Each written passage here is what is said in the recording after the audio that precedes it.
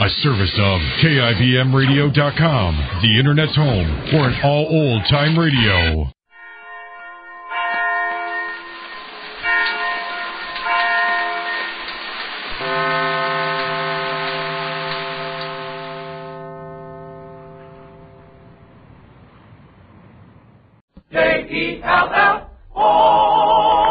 The Jell-O program, starring Jack Benny, with Mary Livingston, Phil Harris, Kenny Baker, and yours truly, Don Wilson.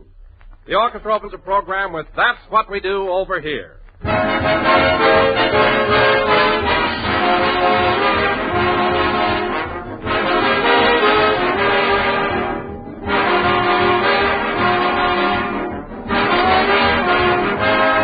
Sons of the American Legion, Squadron Number 241 in Philadelphia, gave an officers' dinner a short time ago.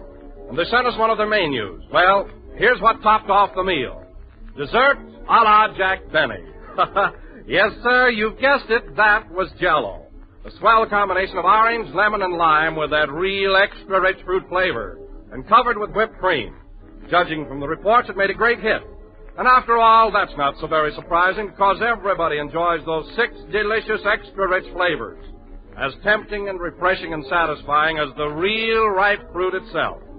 And the Jell-O 6 glowing colors are so bright and gay, they give a festive air to any meal. So when you want a dessert the family is sure to welcome, look for those big red letters on the box. They spell Jell-O, and Jell-O spells a treat.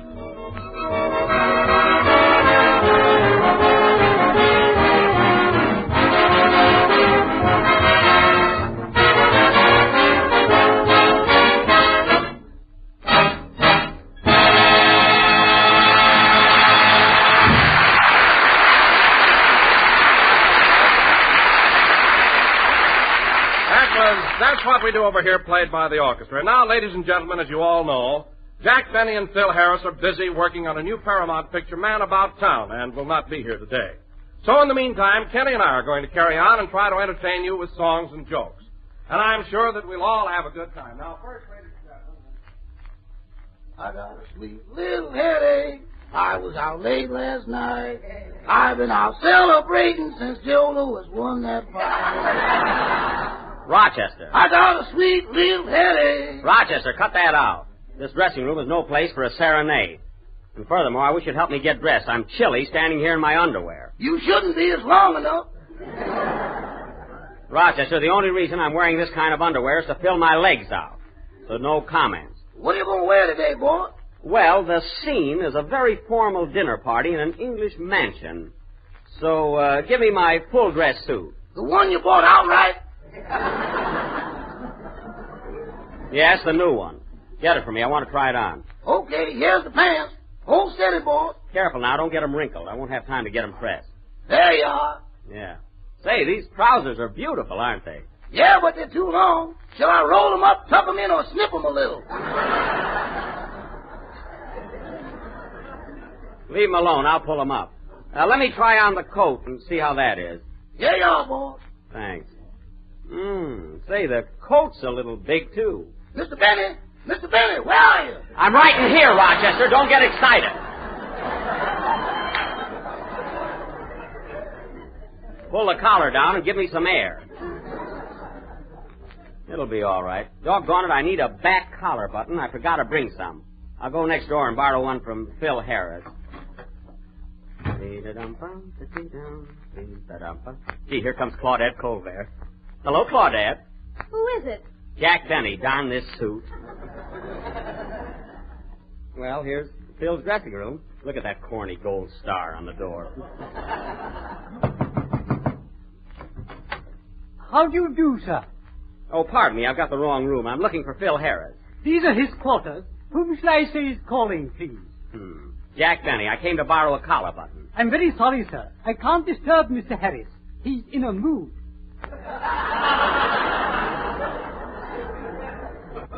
He's in a what? In a mood. He's studying his part. Well, I hate to break the spell, but tell him Prince Charming is here and he'd like to borrow a collar button. I'm terribly sorry, sir, but Mr. Harris is fearfully temperamental. And, Elkins, I say. Elkins. Stop that dreadful chattering. Who is it anyway? It's a gentleman about a collar button, sir. Well, buy a couple and send him away. Now, wait a minute, Phil. It's me, Jack. Roper or Benny? Benny, Roper isn't up yet. Oh, hello, Jack. I didn't see you in that suit. No, you didn't. Well, if you want to know something, the suit was imported from England. Oh, heaven forbid. I wasn't talking to you. Hey, Phil, I need a collar button. Have you got one? I think so. Elkins, have we a collar button we can lend Mr. Benny? Well, can he be trusted, sir? Don't worry, I'll leave a deposit. Say, Phil, this is a lovely dressing room. Well, gee whiz, have you got a shower bath? I sure have. Well, that's very ritzy, Phil. I don't know how you rate this. Tea is served, Mr. Harris. Thanks, Elkins. I'm famished. Tea? My goodness, what are those, crumpets? No, that's corn pone. Mr. Harris. I say, Mr. Harris, dotes on it. That I can understand. Tea and corn pone. What a combination. Mr. Benny, will you have your tea in a cup or in a saucer? Just bring it. How I drink it is my own business. And where's my collar button? A collar button, sir? Oh, never mind. I'll use a thumbtack. I'm getting out of here. See you on the set, Lord Harris. How do you ever get a dressing room like that? More politics around here. Well, here's my room. Oh, pardon me. I've got the wrong dressing room. I wish they'd put my name on my door. Oh, here it is. Say, boss, I was just coming to get you. Miss Livingston's here. Oh, hello, Mary. Hello, Jack. I thought I'd come down and watch you work. Have you got a big scene today? Well, it's not so big, Mary, but it's very emotional and calls for every dramatic trick at my command. You see, it's pathos, yet mingled with comedy. And at a certain point, I have to make a transition that will convince the audience of my sincerity and complete domination. Oh, brother. Well, just wait and you'll see some real acting. Say, Mary, how do you like my new full-dress suit? I'm kind of dolled up, ain't I? Yeah, top hat, white tie, and tent. Well, I'll grant you the suit is a little roomy, but I like freedom in my clothes. Well, you certainly got it. You could ring the Liberty Bell in there. That's a good one, Miss Livingston. You stay out of this, N-man. Anyway, I got other things on my mind. I just came from Phil's dressing room, and I don't know why Paramount gives him a better one than mine. Why, there's no comparison. Oh, it's your own fault, Jack. Why don't you fight for things once in a while? This room is terrible. Yeah, I'm ashamed to invite my friends here. Well, that's too bad. I'm just worried sick about that. Why, there isn't a chair in the room with over 3 legs. And look at that big hole in the floor. That hole? Well, I'm really to blame for that. We thought there was oil under here. All right, Rochester, just for telling, I'm going to kick you right out of the syndicate. But you're right, Mary. I'm going to do something about this. Rochester, get Mr. Hornblow on the phone. Okay, boss. Give me a nickel. Here. And that's another thing. Everybody else has a free telephone. This thing has gone just about far enough. Oh, you're always talking, but you never do anything. I don't, eh? I'll find out in a minute just how I stand around here. I can tell you now and save you a nickel. Is that so? Here you are, boss. Give me that phone. Hello, Mr. Hornblow. This is Jack Benny. Yes, it's me again. Now, look, Mr. Hornblow, I've been at Paramount for a long time, and I think I ought to have a new dressing room. I know, but how come Phil Harris has a shower bath, and I have to wash in the fire bucket? Why, twice this week, the brigade snatched it right from under me. I know, but Phil Harris, but... Here we go again, folks. Quiet. What? But look, Mr. Hornblow, I don't want to stay in this dressing room. I haven't got anything to sit on. Oh, that's very funny.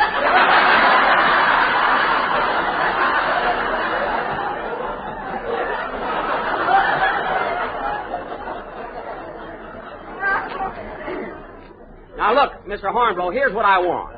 I want new chairs, a shower bath, Venetian blinds, a floor lamp. Roller skates. Roller skates. Mary, I'm not talking to Santa Claus. What's that? Well, thank you. Thank you very much, Mr. Hornblow. I'll appreciate that. Goodbye. Well, that's more like it. Gee, Jack, you going to get all that stuff? Only the roller skates, but it's a beginning. Hey, Rochester, tune in the radio. I want to see what they're doing on our program. I can't. The dial's all rusty. Well, use the pliers like I do. He never knows what to do. I got it. And here's another one, ladies and gentlemen. Little Jack Horner sat in a corner eating a dish of Jell-O. He stuck in his spoon and started to croon, Jello. Well, that's very cute. So you see, folks, you too can be happy with this tempting dessert. It comes in 6 delicious flavors: strawberry, raspberry, cherry, orange, lemon, and lime. Wilson is having a Roman holiday then. And now, folks, Kenny Baker, our popular young tenor, will sing... what's it going to be, Kenny? I'm going to sing a number called Strange Enchantment from Paramount's new picture, Man About Town, starring Phil Harris. What? You heard me. Wait till I get my hands on him.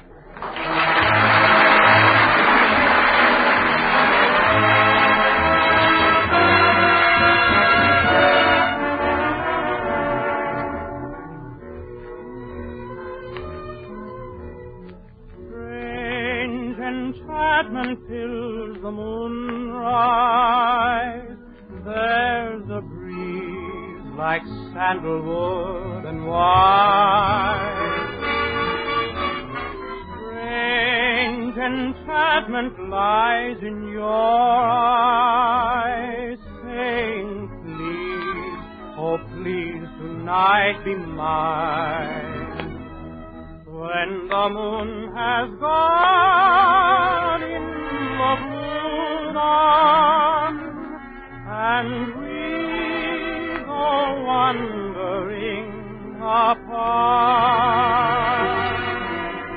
darling, I'll be dreaming of this moment with a strange enchantment in my heart. How can I but remember this delight? Wherever I go, whatever I do, the magic of this oriental night, and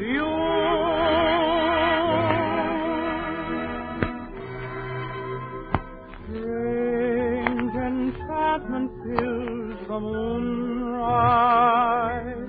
There's a breeze like sandalwood and wine. Strange enchantment lies in your eyes, saying, please, oh please, tonight be mine. When the moon has gone in the blue dawn, and we go wandering apart, darling, I'll be dreaming of this moment with a strange enchantment in my heart.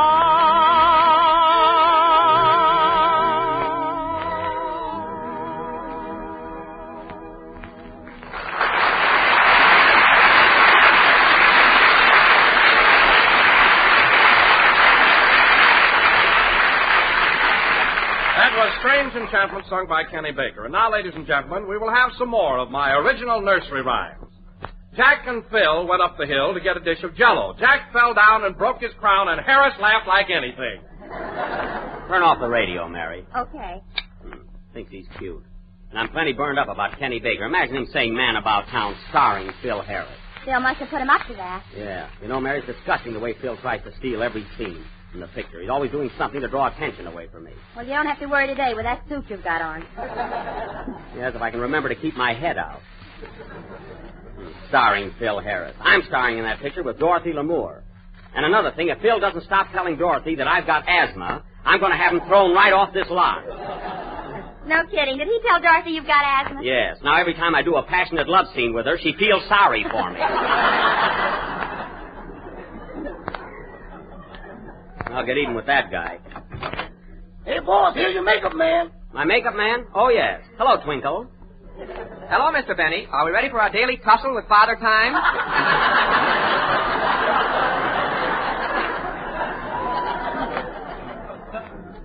I suppose so. Then tuck this towel around your neck and let's get going. Okay. And, Twink, don't put so much makeup on my chin. Yesterday you buried my dimple. I did? Yes, and everybody was asking for it. So be careful. Say, Jack, don't you think you ought to darken your hair a little bit at the temples? Mary, I'm not ashamed of the color of my hair. I'm prematurely gray. You've been saying that for 35 years. Well, I was frightened when I was a baby. Oh, Twinkle, I think you ought to pluck my eyebrows a little. They've been growing like mad lately. Okay. Say, boy, What is it, Rochester? are you in the mood to reopen our monetary discussion? Rochester, if you're referring to that $10 I bet you on the Lewis Roper fight, I do not owe it to you. Well, Lewis knocked Roper out, didn't he? Not entirely. Roper went down, but he started to get up. Man, can't you tell the difference between getting up and bouncing?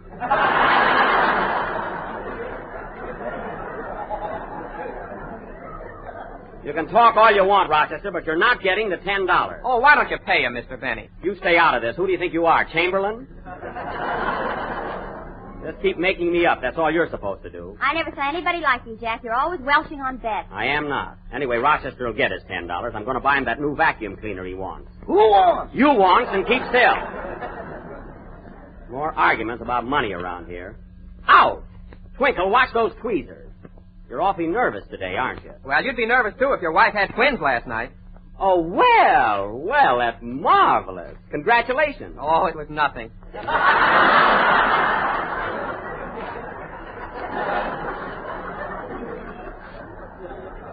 Well, that is news. Hey, Jack. What? Look in the mirror and get a load of your face. What's the matter with her? Oh, well, I'll be darned. Twinkle, what did you do before you became a makeup man? I used to decorate chinaware. Well, take those rosebuds off my cheeks. I'm not a teacup. Why don't you concentrate on what you're doing, Twinkle? See, my face is a mess. What are you laughing at? Twinkle tinkles. That's what I say. Hiya, Jack. Hello, Mary. Hello, Kenny. Oh, it's you, Kenny. Why aren't you at NBC with Don? Oh, I got tired of his old nursery rhymes, so I thought I'd come and watch you shoot a scene. Is it all right? Sure, Kenny, but how'd you get through the gate? I told him I was your business manager. Oh, fine. So now you're my business manager. Mr. Baker, can I have a word with you? Rochester, forget about that $10. My goodness. Say, Jack, are you going to shoot a big scene today? Well, it's not so big, Kenny, but it's very emotional and calls for every dramatic trick at my command. You see, it's pathos yet mingled with comedy. And at a certain point, I have to make a transition that will convince the audience of my sincerity and complete domination. Yes, sir. Gee, this is a crummy dressing room. Kenny asked me a question, so I answered it. Incidentally, I heard that announcement you made of your song. What about it? You know what? I'm the star of the picture, not Bill Harris. Well, he told me you were playing the part of a janitor. Oh, he did, eh? Well, it so happens that I'm a lover in this picture, and I'm talking to Dorothy Lamour all the time. That you're leaning on a broom. Broom nothing. I'm carrying a cane. A beautiful ebony cane with a silver handle on one end. And a nail on the other. I knew you were going to say that. I knew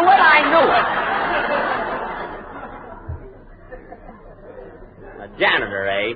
A janitor. Wait till I see Harris on the set. I'll give him a piece of my mind. We're all ready to be on the set, Mr. Benny. Okay, come on, kids. They're waiting for me, all ready to shoot the scene. I'm going to rush ahead. Rochester, you bring my cane. Okay. Don't stick yourself.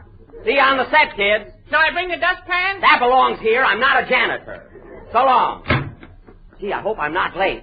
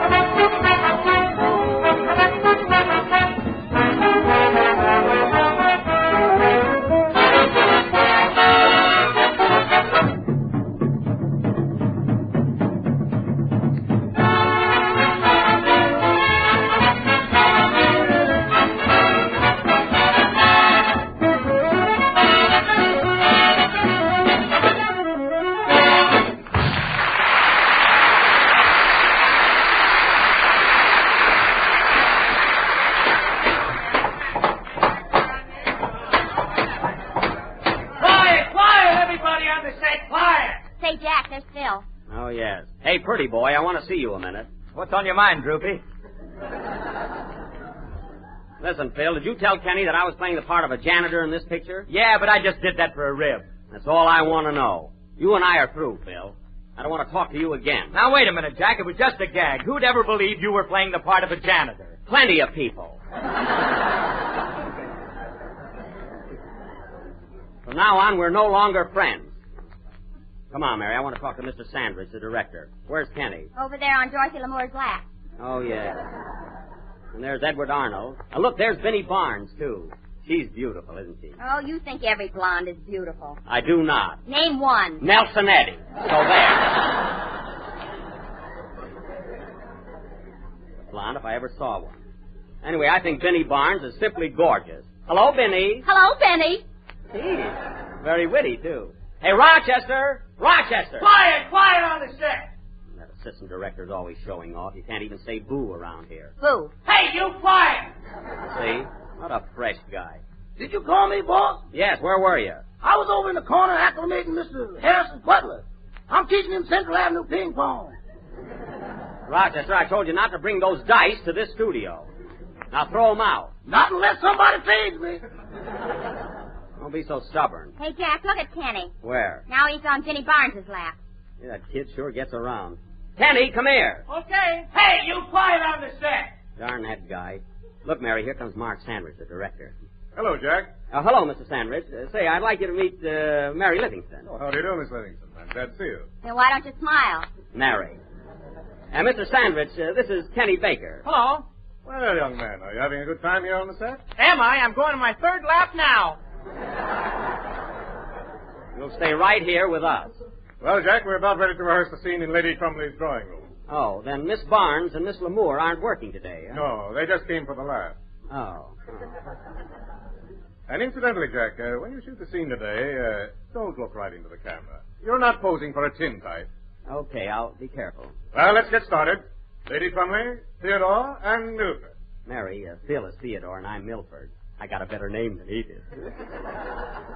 All right, let's have one rehearsal, then we'll shoot it.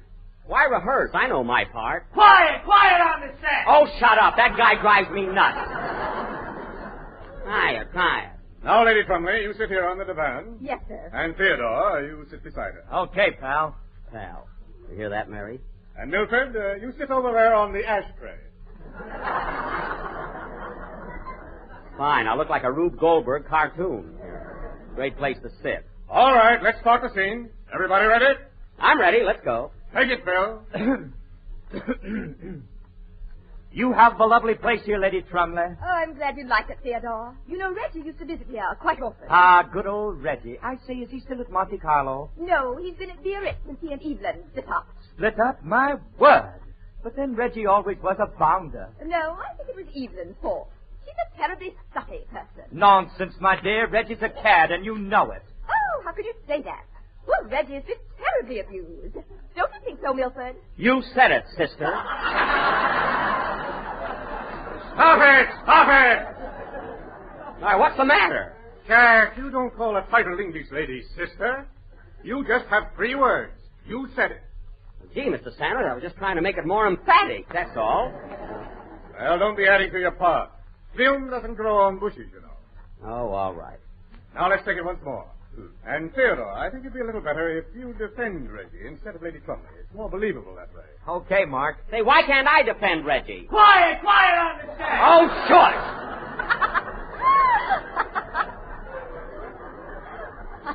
Say a word here, anyway. Oh, get out of here, Mary. Stop laughing. Now let's run through it once more. Remember the change? Okay, let's go. You have a lovely place here, Lady Trumley. I'm glad you like it, Theodore. You know, Reggie used to visit here quite often. Jack! My throat was dry, for goodness sake! Good old Reggie. I say, is he still at Monte Carlo? Oh, no. He's been at Biarritz since he and Evelyn split up. Split up? My word! Jeepers creepers. Jack, what's the matter with you? Well, I want to say something. I'm an actor, not a sphinx. Now, you've got enough to do, so be satisfied. Continue, Lady Trumley. I don't blame Evelyn. Reggie always was a bounder. No, I think it was Evelyn's fault. She's a terribly stuffy person. Nonsense, my dear. Reggie's a cad, and you know it. Oh, how can you say that? Poor Reggie's been a terribly abused boy. Don't you think so, Milford?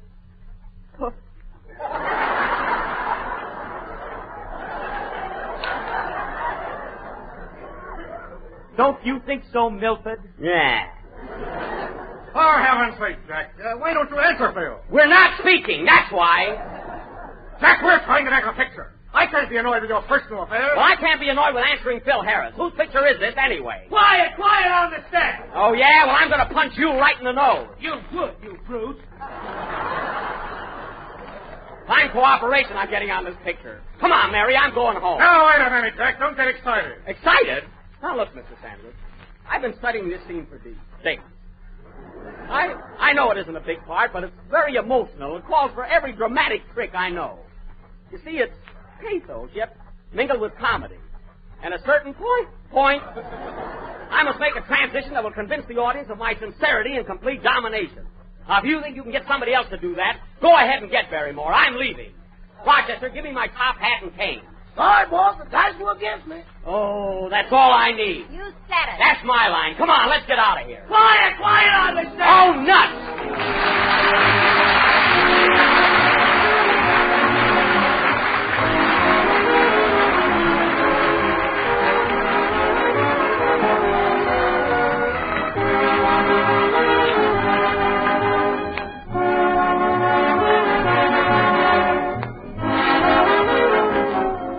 I'll bet that all of you women have said to yourselves, I don't believe there is anything new to have for dessert. Well, ladies, I'm glad to say that you're wrong. And here's the proof. It's the new Jell-O butterscotch pudding, rich with true butterscotch flavor, the kind you've loved since you were a youngster. It's creamy and mellow, and it has a delicate golden taffy color that really makes you hungry just to look at it. Jell-O butterscotch pudding has that old-fashioned homemade goodness, a marvelous flavor and texture. Why, it all but melts right in your mouth. Then try Jell-O chocolate pudding, rich and smooth and real chocolatey, the kind your family loves. And the Jell-O vanilla pudding, delicate and creamy, so tempting to look at that you know that you have a real treat. All three new Jell-O puddings are made with fine, wholesome ingredients. They're quick and easy to prepare. You'll find the simple directions on every package. Why don't you buy 3 packages at a time? Ask your grocer tomorrow for Jell-O butterscotch, chocolate, and vanilla pudding. The real homemade kind.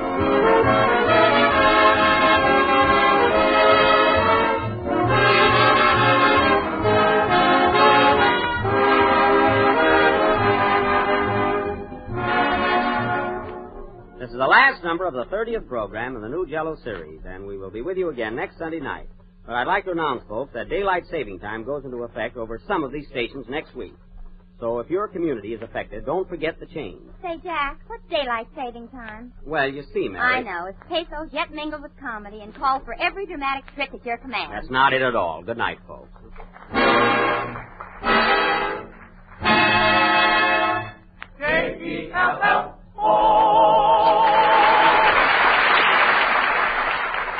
Next week, daylight saving time goes into effect in many places.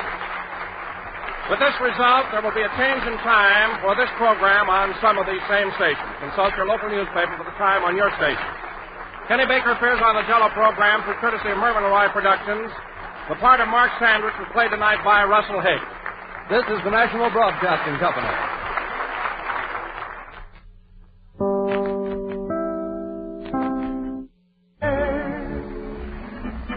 Haven't gleamed in a rose-colored light, and the music seems to be saying, Binnie program, presented by America's largest selling cigarette, Lucky Strike.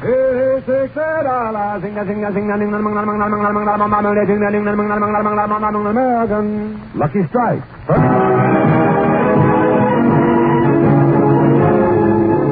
The Lucky Strike program starring Jack Binnie with Mary Livingston, Phil Iris, Rochester, Dennis Day, and yours truly, Don Wilson.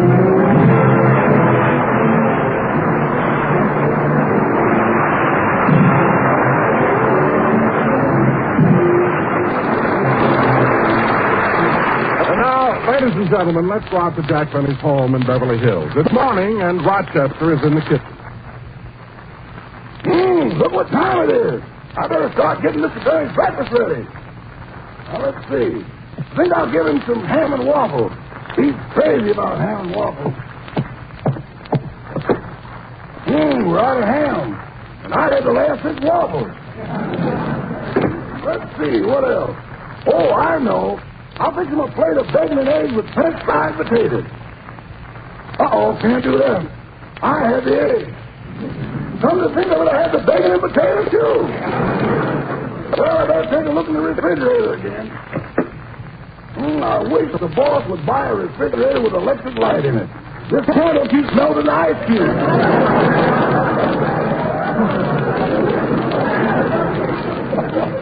Uh-oh, what's this in the corner? Well, the boss is lucky. Here's some orange juice, some pickled beets, and milk.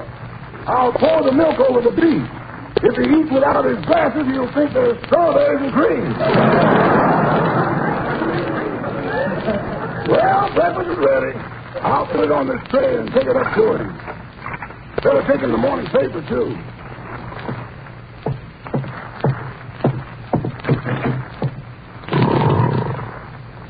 My, Mr. Benny's still asleep. I better wake him up easy. I'll tickle his feet. Tickle.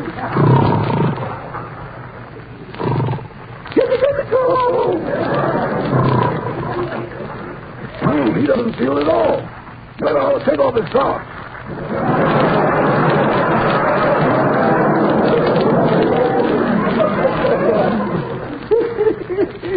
The minute the night gets chilly, he doesn't take any chances. Socks, corduroy, pajamas, earmuffs, and a derby. He's a hard man to wake up. I'll try patting his teeth. What? It's only me, boss. You didn't have to tip your hat. Good morning. Good morning, Rochester. Your gang will be off for rehearsal pretty soon, so you better sit up now and have your breakfast. Okay. I brought you the morning paper, too. Oh, thanks. Whose picture is this on the front page? Looks familiar, but I can't seem to... Oh, it's Dewey.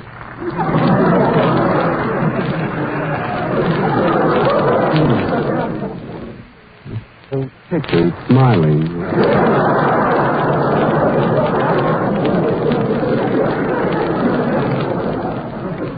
See, look at those electoral votes. Dewey carried New York, Pennsylvania, and Kansas. Thurman carried Alabama, Mississippi, and South Carolina. Mary Livingston carried the maid company. Say, I just woke up and I'm pretty sharp. Ain't I, Rochester? If you say so, sir. What? Here's your bathrobe, Mr. Benny. Hey, just throw it over my shoulders. Okay. Say, boss, you didn't even touch your breakfast. I know, Rochester, but I don't feel like eating anything. Especially strawberries and cream. I had a terrible night. What's the matter? It's that echo. It's worse than ever now. I even hear it in my sleep. Boss, you must be imagining things. What do you mean imagining things? I tell you, Rochester, it's there and I hear it. If I don't get rid of it soon, I'll go screwy.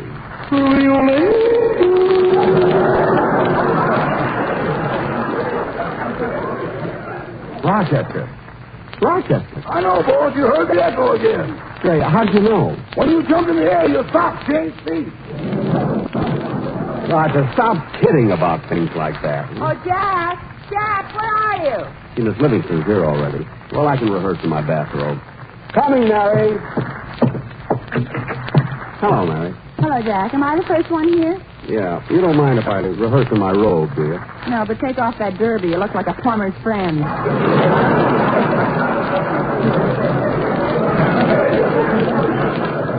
I'm sorry. And, Jack, before the gang gets here, how about giving me the $10 you owe me on the election bet? The what? Oh, yes, the election bet. It slipped my mind. I meant to give it to you before. Oh, sure. Slipped your mind. Come on, give me the $10. Okay. Here it is. Thanks. Well, that takes care of the Hoover election. Now, how about this one?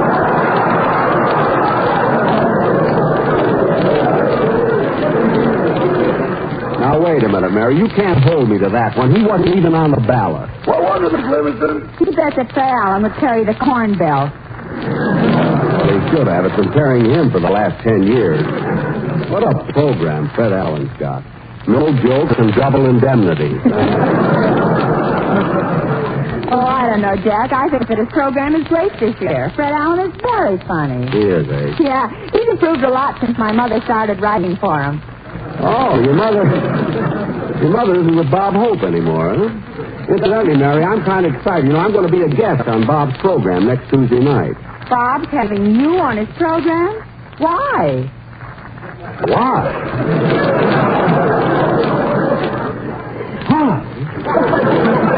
I'll tell you why. Bob Hope came to me, looked me right in the eyes, and said, Jack, I want you on my show because you're the greatest comedian in the world. Bob said that.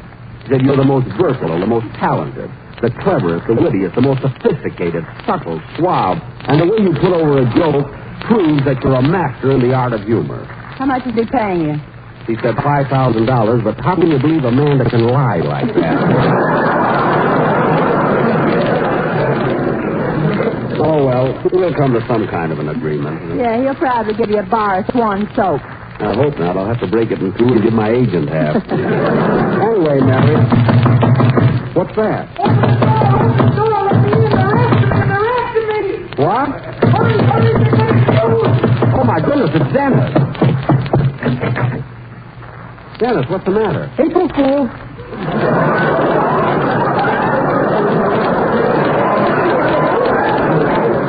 April Fool?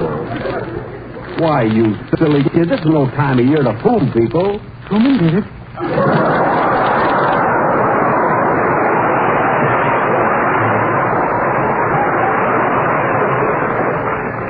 Well, Dennis, don't ever do that again. Gosh, I was so scared my hair stood up. Stood up. It jumped off and ran home to Max Factor. Mary, this is no time for jokes. This kid frightened me so my blood turned cold. There it goes again. Your hair? No, the echo. Oh, for heaven's sake. But Mary, it's serious. I tell you, it's making me a nervous wreck. You know, Mr. Benny, last year I used to hear voices all the time. I'd be in my room all alone and I'd still hear those voices. You did, kid? Well, then you must know how I feel. Didn't it drive you nuts? Oh, no, I was nuts before that. That I can believe. Now, look, kid, before the rest of the gang get here for rehearsal, run over your song, will you? Okay. Oh, by the way, Mr. Benny, why are we rehearsing so early? Because I have a busy week. I also have to rehearse the Bob Hope program. I'm going to be on it Tuesday night. Bob Hope wants you on his program? Why? Why? Because he said that I'm the greatest comedian in the world. What's the matter? Is he crazy or something? No, he's not crazy. He may lie a little, but he's okay. Now go ahead and sing, will you? That's swell, Dennis. That's swell. That song will be all right. Oh, thanks, but I'm not going to sing it on the program. Why not? Because I'm not getting anywhere. What? I've been working for you for 9 years, and I can't even afford to buy anything. Clothes, shoes, food, or anything. Now, wait a minute, Dennis. I'm not responsible for what you do with your money. What money? What money? I've been giving you checks every week. What do you do with the money you get when you cash them?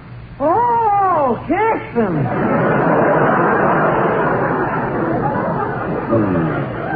Dennis, don't you know that when Jack gives you a check, you're supposed to... Leave him alone, Mary. He knows what he's doing.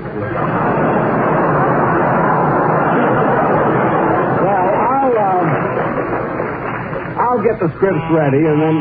Oh, that must be the boys now. It's about time. Come in. Well, hello, everybody. Hiya, Jackson, Dennis. Hello, Livy, you delectable Cupid doll.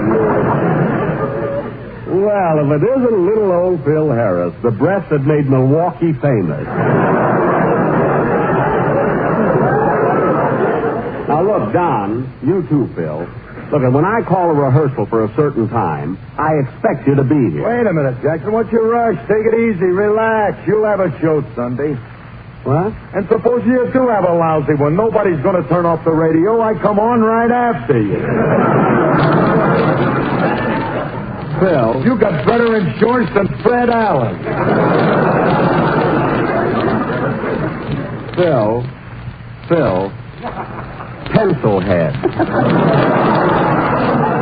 It just so happens that I was on the air 15 years before you even had your own show. I know, and what happens? The minute I'm on my own, they invent television. They want to see me, too.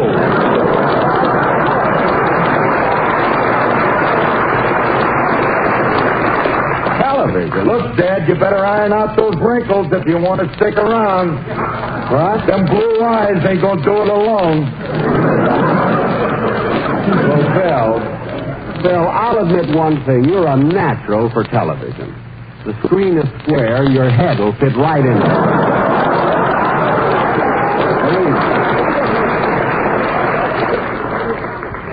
How is that, Don? Don? Mary, where's Don? His girdle broke and he can't get out of the den. Well, Dennis! John's got me pinned in the corner. Well, come back here, both. How we ever get a show put together, I'll never know. Now, look, we came here to rehearse. Oh, for heaven's sake. Don, will you answer the phone, please? Sure, Jack. Hello? Yes, this is Jack Benny's home. What? Oh, that's the final vote. All the precincts are in, huh? Every vote has been counted and it's official now?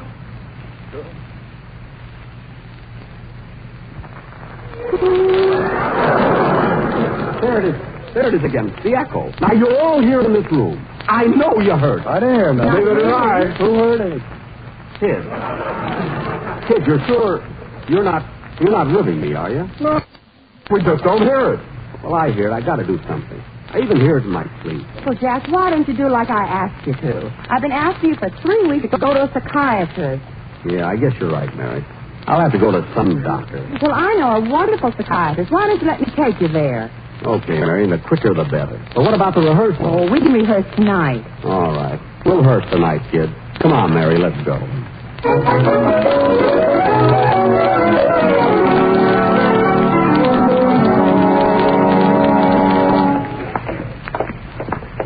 What's the number of the doctor's office, Mary? 1107. It's right down the hall. This must be it here. Room 1107. Yeah, look what it says on the door. Dr. Nelson, psychiatrist. Come in, lie down for a while. Let's go in. Just a second. Jack, stop trying to look shabby. The doctor has one price for everybody.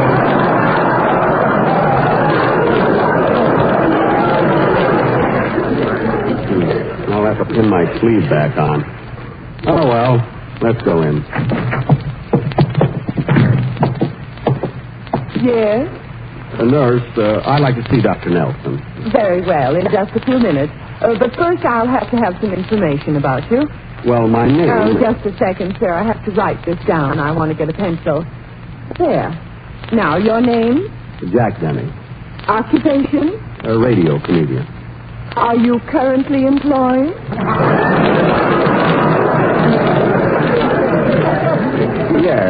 Yes, I am. And now for your financial status. What is your bank balance?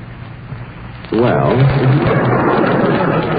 You better get another pencil, nurse. Mary, please.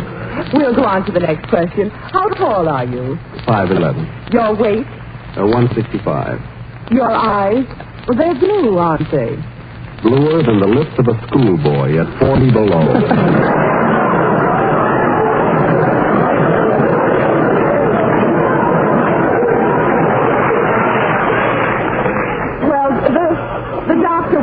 Ready for you in a few minutes. Have a seat. Right over there by that gentleman in the corner. His name is Mr. Skinner. By the way, nurse, that Mr. Skinner isn't a violent patient, is he? Oh, far from it. In fact, he's very gentle. Gentle? Yes. He thinks he's a rabbit. Come on, Mary, let's sit down. Jack, what are you so mad about? Smart aleck nurse trying to kid me, a rabbit. Man, looks just as normal as I do. Well, Jack, there isn't room for both of us to sit on the sofa. Yes, there is, Mary. Now ask Mr. Skinner to move over. Pardon me, sir. What's up, Jack?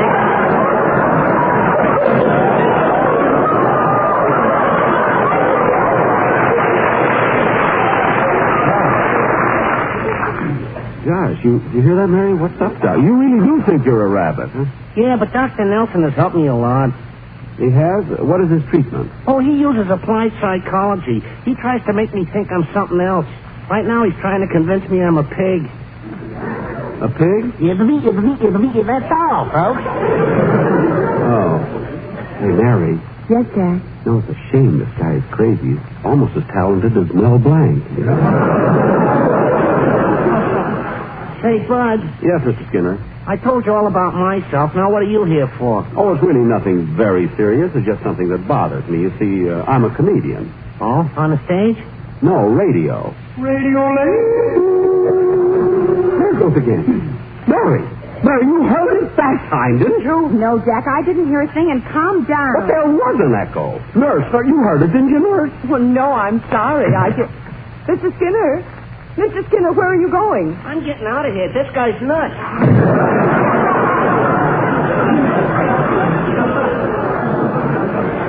All the nerve. I got a good mind to go after him and punch him right in the nose. Control yourself. I won't control myself. I'm not going to let a silly rabbit call me nuts. All right, Jack. Now sit down. Yes, doctor? Oh, very well, sir. I'll send in the next patient. It's Mr. Binnie. What? No, it's Binnie. Bunny just left.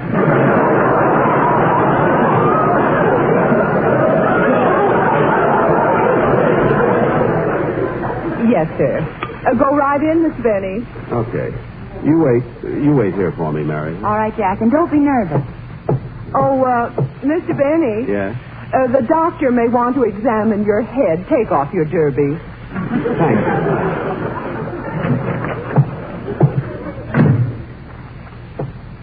Doctor, I'm Jack Binnie. How do you do?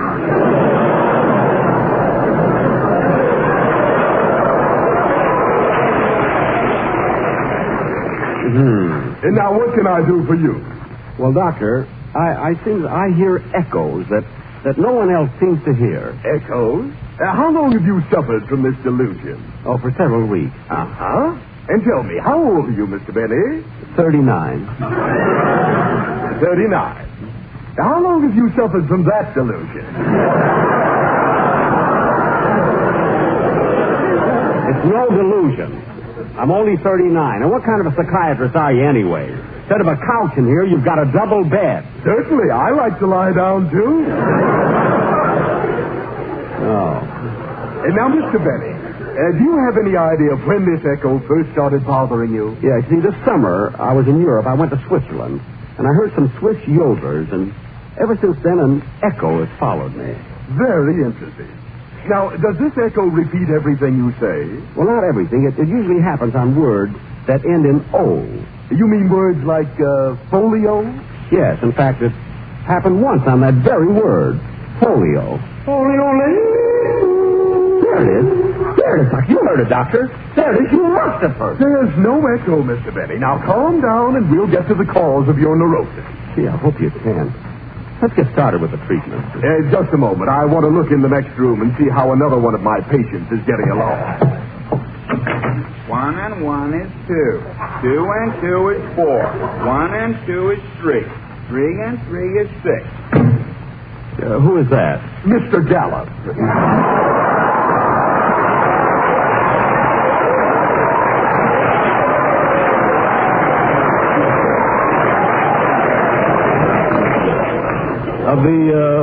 Of the Gallup poll? Yes. Roper's still working on 1 and 1. And now, back to you, Mr. Binnie. Now, Mr. Binnie, lie down here and relax. Thank you. Comfy? Yes. Are you? Yes.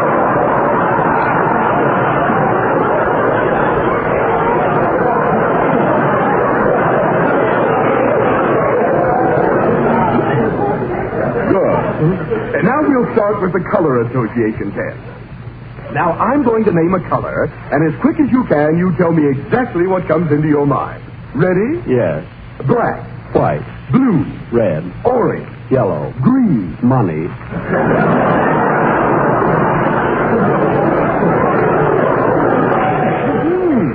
Very interesting. Mr. Benny, you seem to have a certain fondness for money. Well, perhaps a little. And tell me, when did you first notice your desire to hold on to money? When I was 6 months old, I swallowed a dime. Oh, and when did they get it out? Oh, it's still in there. Good heavens, man. Why didn't you have a doctor remove it? How can you trust anyone when you're under ether? Well, Mr. Benny, you've got to have confidence in... pardon me. Yes, nurse? Oh, Dr. Nielsen, Mr. Skinner came back. Oh, does he still imagine he's a rabbit? I think so. He just cut 2 holes in his hat for his ears. Well, throw him a carrot and I'll see him later. And now let's see, where were we? Doc, please, about that echo. Oh, yes. Mr. Benny, I've come to the conclusion that what you're suffering from is nothing more than a somatic hallucination induced by your psychotic neuroses and aggravated by self-induced inhibitions and subconscious phobias of the psychosomatic urges. And there's only one cure for it. What's that? A 4-way cold tablet.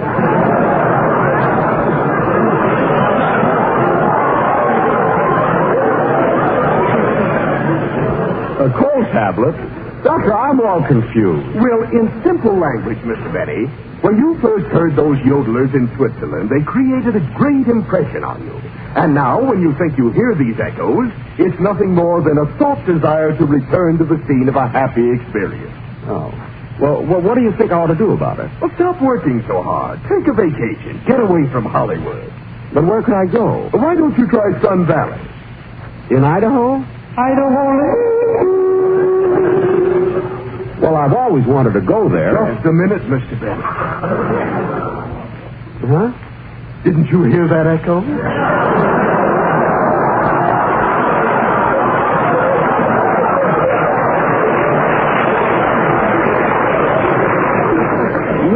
No, there was no echo that time. That's funny. I could have sworn I heard one. Oh, no. You see, it couldn't happen on a word like Idaho. It usually happens on words like I told you before. You know, like folio. Folio? Folio. There it goes again. There it goes again. You heard it that time, didn't you, Mr. Benny? Didn't you? No. I didn't hear anything. But you must have.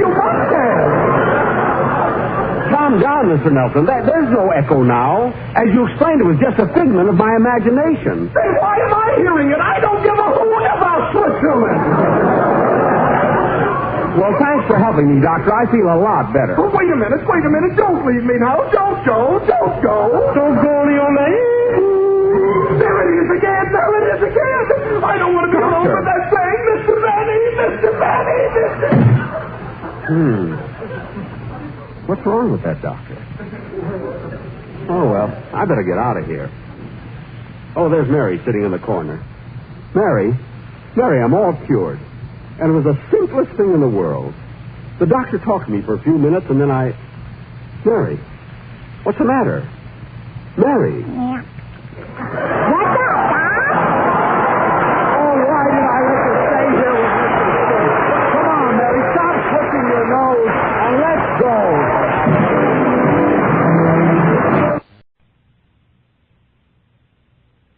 The Jack Benny Program, presented by Lucky Strike. Quality of product is essential to continuing success.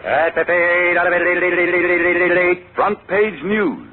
The Crosley Poll, famous impartial research group, has just finished asking the United States government leaf tobacco graders, what cigarette do you smoke?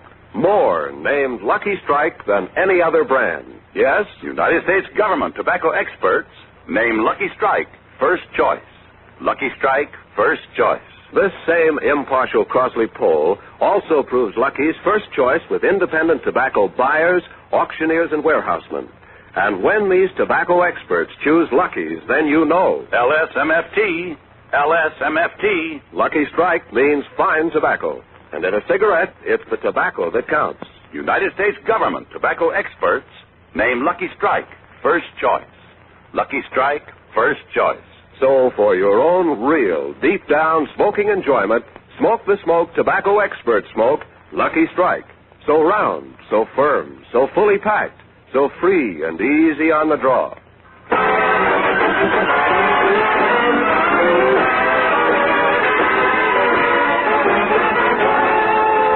Broadcasting for the March of Dimes campaign in Denver, Colorado, the Lucky Strike program starring Jack Benny, with Mary Livingston, Phil Harris, Rochester, the Sportsman Quartet, and yours truly, Don Wilson.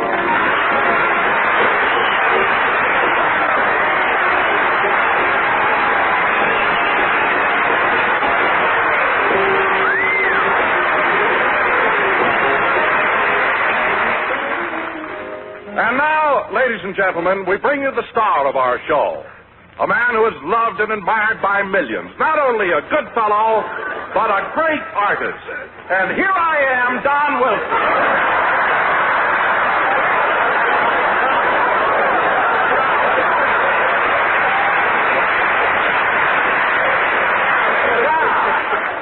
Don, what's the idea of that introduction? I come all the way to Denver to do a show, and you introduce yourself as the star. Well, Jack, Denver happens to be my hometown, and I didn't think you'd mind. I wouldn't mind. Don, if that ever happens again, you'll be back doing spot announcements on KOA. But, Don, I can understand your enthusiasm, this being your hometown. From what I've seen of it, you can be very proud. Oh, I'm glad you said that, Jack. I don't want to sound overly sentimental, but I love every square mile of Denver. Well, that's as it should be, Don, because I'm sure Denver loves every square mile of you.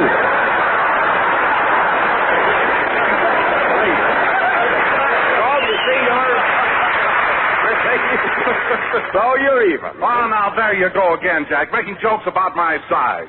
Now, you may not believe this, but when I was born, I was an incubator baby. Oh, I know, Don. Mayor Newton told me that in your honor, the city still has the incubator. Really? Gosh, Jack, I didn't know that. I wonder if they'd let me take it back to California with me. I don't think so, Don. They're holding the rodeo in it now.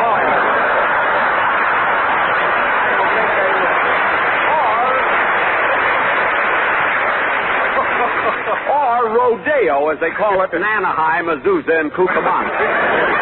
But, Don, isn't it wonderful to be broadcasting here from the City Auditorium with an audience of 3,500 people? Yes, Jack, and for the March of Dimes, each of them contributed anywhere from $5,000 to $1,000 for a ticket to get in. Don, you mean the people paid as much as $1,000 to get in here today? They certainly did.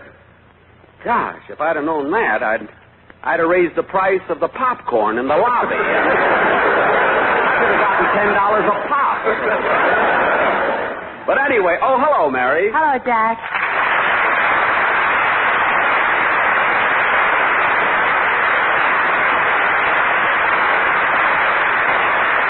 Say, Mary, now isn't it a thrill being in Denver at this time? Oh, it's wonderful, Jack. And wasn't that a grand reception we got when we arrived in town? I'll say, but Mary, there's something I wanted to talk to you about. What's that? When we got off the train, just because I shook hands with the governor, you didn't have to kiss the mayor.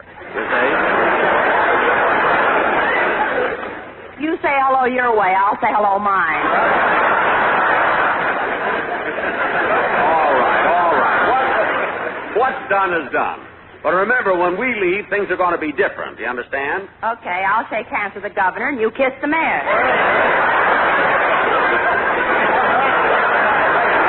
I didn't mean that. Huh? Well, kidding aside, Jack, Mayor Newton is awful cute. And just think, being the mayor of a city the size of Denver, and he's only 35 years old. 35? Don, is that how young Mayor Newton is? That's right, Jack, just 35. Gosh, it's hard to believe I'm only 3 years older than you.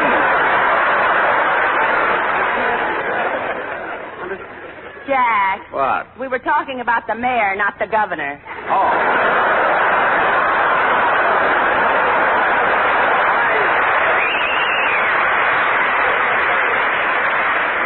Listen, I know who we're talking about. In fact, Don introduced me to both of them. You know, Mary, Denver is Don's hometown. Oh, I know it is, Jack, and I've written a poem in his honor. Well, that's sweet. Let's hear it. Okay. To you, Don Wilson, our announcer. We love you all. Yes, every pound, sir. Yeah. From the front or from the back. So round, so firm, so pull it tight.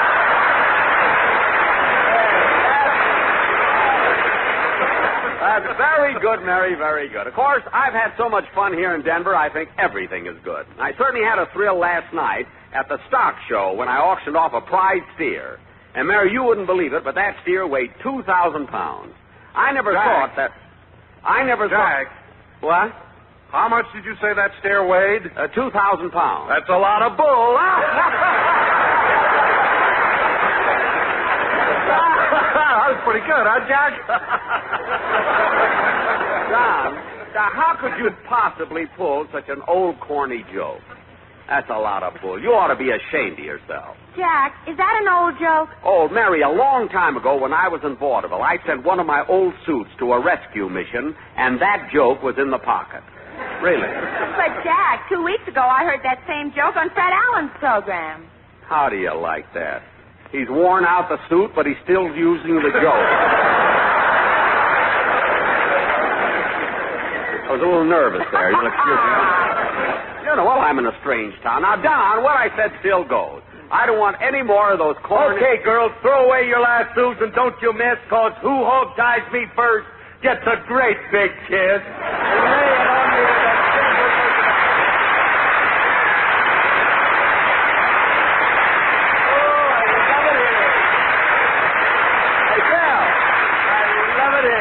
Did you think up that introduction all by yourself? Well, I sure did, Jackson. My brain's really working, but I got to give Livy credit for it. She told me what to do. Mary, what'd you tell him to do? I told him to squirt some oil in that hole in his head.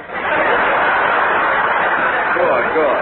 Well, Phil, now that all the parts in your head are moving again, tell me, you've been having a good time here in Denver? You know, there's so many places of interest. You're not kidding, Jackson. When I got off the train, the first thing I did was go straight to the library. Well, Phil, Wait a minute. You went to the library? What'd you take out? The librarian. Oh, Harris, 2 more jokes like that, and you'll have to have your oil changed. Don't change it. Just add a quart. Phil, your being in a library makes about as much sense as Maxie Rosenblum addressing Congress. Although, Phil, if you spent more time in the library, you might learn something. What are you talking about, Jackson? There are other ways to pick up an education. I've done a lot of traveling. I've been all over the country. I know plenty. Oh, you do, eh? Well, then tell me. In what state is Pikes Peak? All right.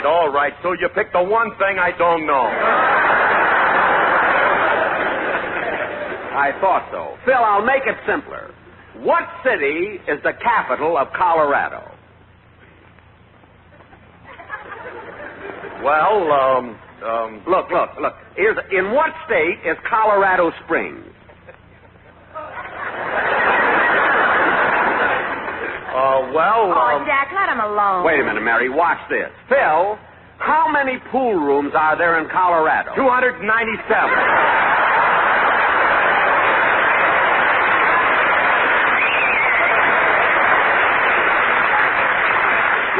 He knows. Pennsylvania has 492. New York's got 2,053. North Dakota's got 165. West Virginia's got 23. Okay, we believe you. Now listen, Phil, closely, and I'll help you. I asked you what city is the capital of Colorado, and you didn't know. Well, I'll give you a hint. The name of the city starts with a D and ends with an R. Pueblo? Phil, pick up your stick and lead the band, will you? Okay, Jackson, hit it, boy.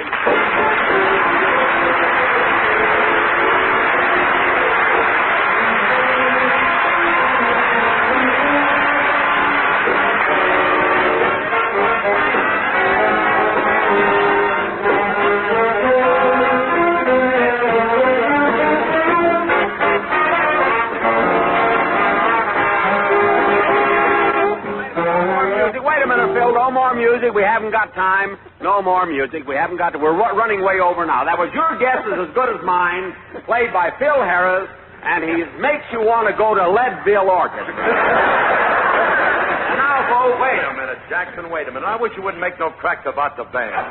I went to a lot of trouble rounding up these musicians here in Colorado. I almost didn't have enough men. Really? Yeah, but luckily the governor pardoned 6 of them just for this program. Well, that was nice of the governor.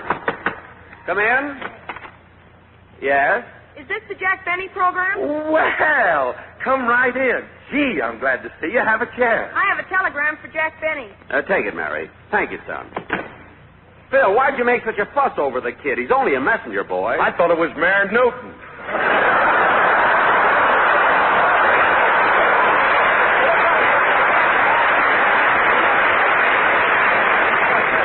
Say, Say, maybe... No, it couldn't be. This boy shaved already. Say, Mary, who's the telegram from? Just a minute, I'll open it. Okay. Oh, Jack, look, it's from New York, from Fred Allen. Oh, fine. What does he say? Dear Jack, I hear that your show and the stock show are in Denver at the same time. There's a wind coming from the west that tells me the stock show is fighting a losing battle.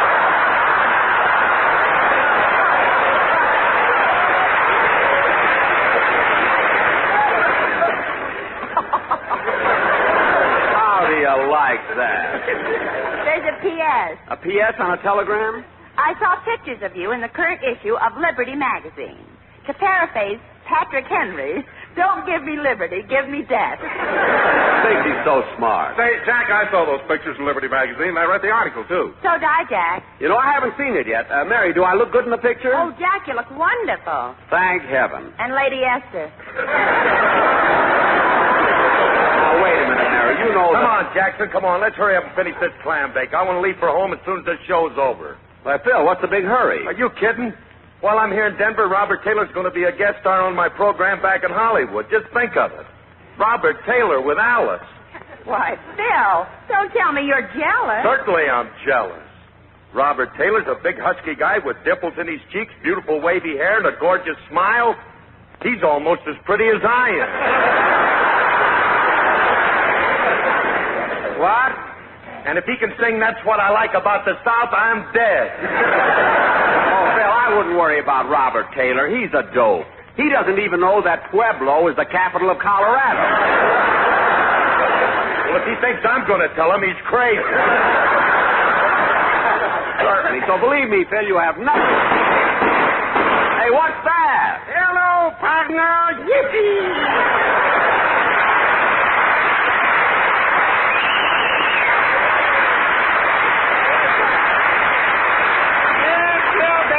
Person, hop along, Kitzel. Well, hello, Mr. Kitzel. Hello. Mr. Kitzel, what are you doing here in Denver? I came up to visit the stock show. Ho, ho, ho. Oh, you're interested in cattle? Yes. I always wanted to see what a salami looked like while it was still walking. Oh. Well, Mr. Kitzel, you certainly look like a regular cowboy. Yeah, you must have been riding a lot of horses. Who, me? I never ride horses. Then how come you're so bow-legged? My coat is too heavy. But, Mr. Kitzel, you're not wearing a coat. I know. I left it down at the railroad station. Oh, is your coat checked? No, it's blue serge.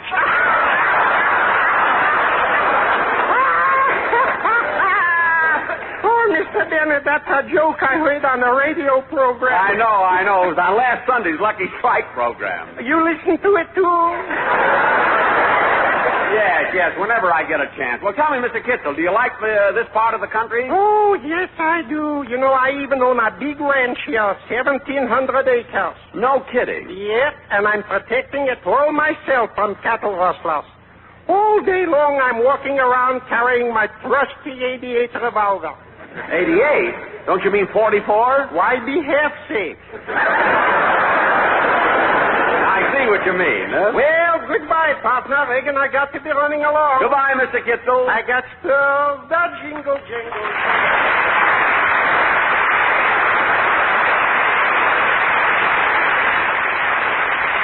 You know that Mr. Kitzel has a good time every place he goes. Hey, Jackson, where's Dennis? Ain't it time for the kid to do his song? Phil, if you'd come to rehearsal, you'd know that Dennis couldn't be here. He had a bad cold for 2 weeks, and his doctor wouldn't let him travel. Gee, I wish he could have been here. He'd have gotten a big kick when I auctioned off that steer at the stock show last night. You should have seen it, too, Phil. That steer weighed 2,000 pounds. That's a lot of bull. Now, cut that out! I bawled down out for using that same old corny gag, and I don't want to hear it again. All right, Jackson, all right. Don't bawl me out. I'm worried about Alice and Robert Taylor. That's why I'm so cognasticated. Phil, there's no such word as cognasticated. What's the difference? I pronounced it right. Oh, go sit down. Say, Don, if Dennis isn't here, what are we going to do about a song? I've got that all fixed up, Jack. That's why I brought the quartet. They prepared a beautiful vocal number. Oh, yes, the Sportsman. Fellas, do you really think it fits the occasion? Good. Let's hear it.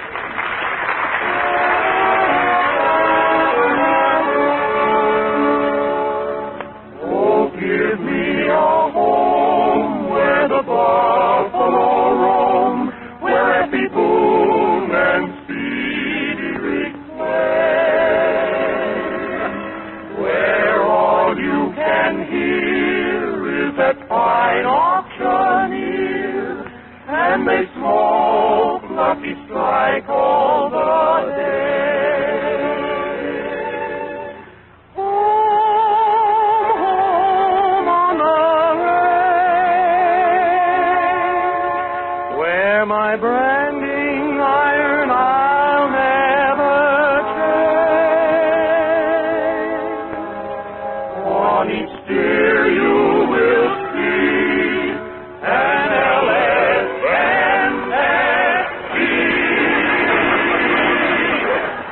That's the brand that they smoke on the range.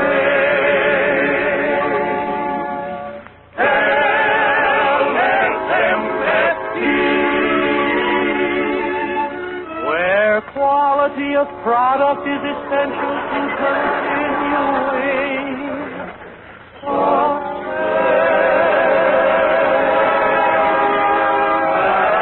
Any man who smokes a lucky strike, and he will tell you that's the only one he likes, for they are round and firm and fully packed and easy on the draw. Yes, yes.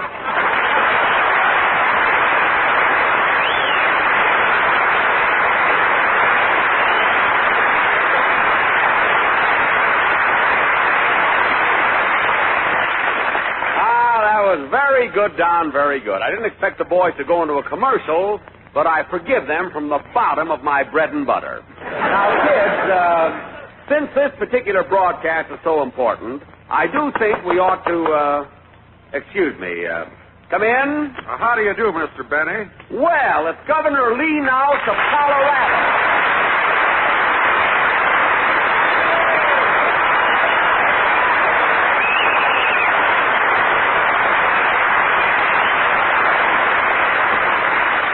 Well, Governor, it certainly is an honor having you drop in on us. Well, thank you, Jack. I'm so glad you came to Denver, and I hope you haven't minded the weather. It practically changes from 1 hour to the next. I know what you mean, Governor. Yesterday I saw a girl walking down the street wearing a bare midriff and snowshoes. Oh, by the way, Governor, you remember Mary. You met her at the station. Oh, yes. How are you, Mary? Oh, hello, Governor. Do you mind if I ask you a personal question? Oh, not at all. Well, I've seen several pictures of you, and in each one you were wearing a bow tie. And I noticed that you have on a bow tie again today. Do you always wear one? Yes, it facilitates matters when I appear before the state legislature. The bow tie? Yes. Once you get them swooning, and the rest is easy.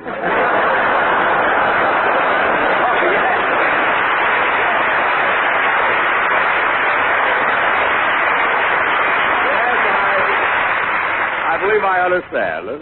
Governor, would you mind answering another question? Oh, not at all, Mary. Well, I notice your hair is rather thin on top and you're gray around the temples. How old are you? 38. 38, but Governor, I'm 38. I thought we looked about the same age. Ladies and gentlemen, there'll be a short pause while Jack Benny turns Republican. Mary, please. Hey, Jackson. Hey, introduce me. Oh, yes. Governor Nouse, this is Phil Harris. Hello, Mr. Harris. Didn't I see you in the library? Oh, yes, sir. Were you there, too? Yes. I was trying to find a book that would translate the lyrics of That's What I Like About the South. Hey, that governor's a sharpie, ain't he? Yeah, you're not kidding, Phil. You should have heard the governor last night. You know, Governor Nouse gave a little talk at the stock show when I auctioned off the prize steer. You know, Governor, that steer weighed 2,000 pounds. Well, that's a lot of bull.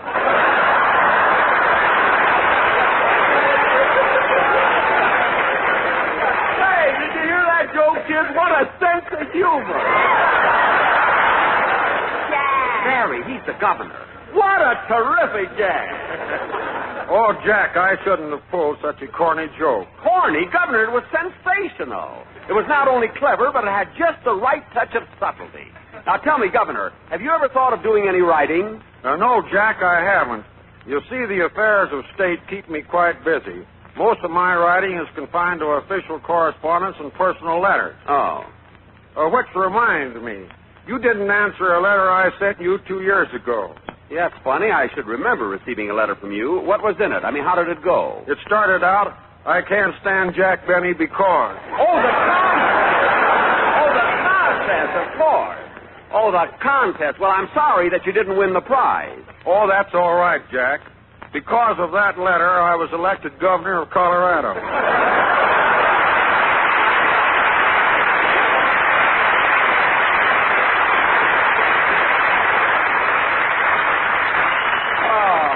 Oh, Don, come here a minute. Yes, Jack. Governor, I want you to meet my announcer, Don Wilson. Oh, I know Don.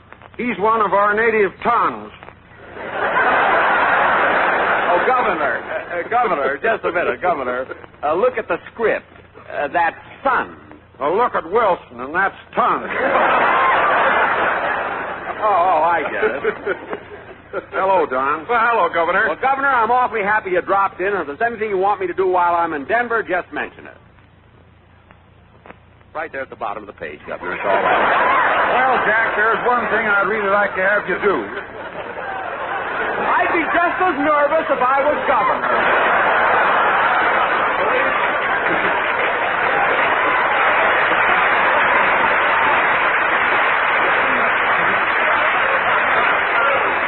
What would you like me to do, Governor? Now, please play your violin. What? Governor, you asked Jack to play his violin in front of all these people? Yes. Aren't you interested in being reelected? Mary. Well, maybe you're right, Mary, but seriously, Jack, before I go, the citizens of Colorado would like to give you this citation as a token of their gratitude.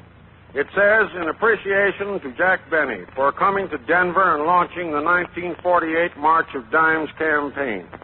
His presence has brought sunshine and joy to stricken faces, and he has accelerated the giving of many thousands of dollars in the never-ending fight against infantile paralysis. And Jack, it gave me great personal pleasure to place my signature and the state seal on this citation. Well, thank you, Governor. Thank you very, very much.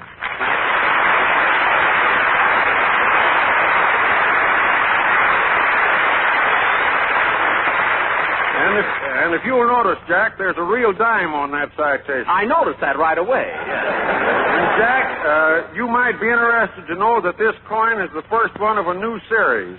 If you look closely, you'll see how it differs from the other dimes.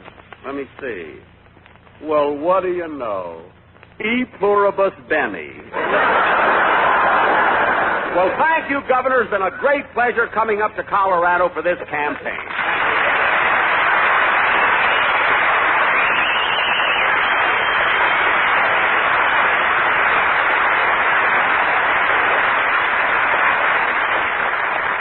Say, Don. Yes, Jack? I want to tell you I really got a thrill meeting the governor, and I don't blame you for being proud of this wonderful state.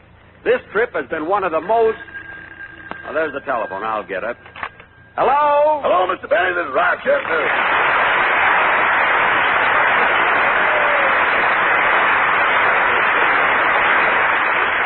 Oh, hello, Rochester. What did you call me for? Well, I'm over here in your suite at the Brown Palace Hotel, and I think you're in trouble. Why? What happened? The manager dropped in. The manager of the hotel? Uh-huh, and he got a little upset when he found you rented out your other twin bed. Oh. And he got kind of aggravated when he found you were doing laundry in the bathroom. Gee. And then he got awful red in the face when he saw the slot machines you put in the hall. God. And when he found out you opened a coffee shop in the broom closet, he went all to pieces. Oh, that's awful. How are things in my living room? Not so good. One of the barbers just quit.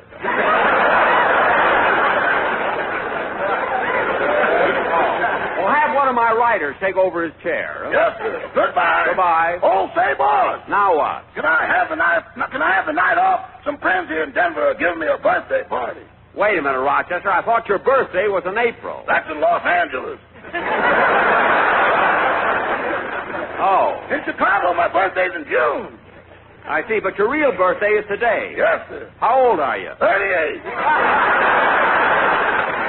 Rochester, you're 38? Yeah, ain't everybody?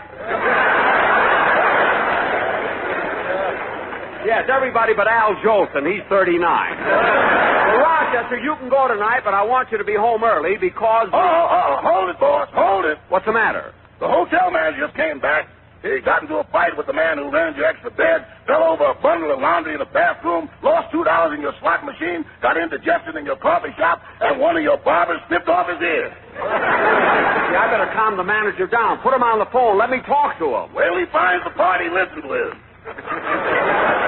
Oh, well, never mind. I'll talk to him later. Goodbye. Goodbye. I better get to the hotel right away and straighten things out.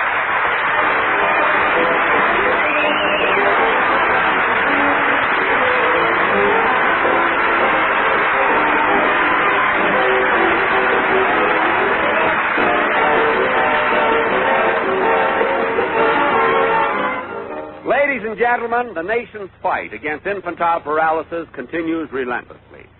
The March of Dimes has made this possible.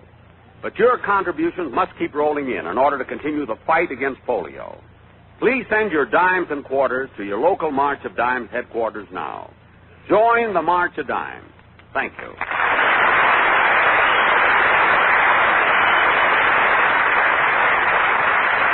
Jack will be back in just a minute. But first, here's Basil Rysdale with Front Page News. United States government tobacco experts name Lucky Strike first choice. Lucky Strike first choice.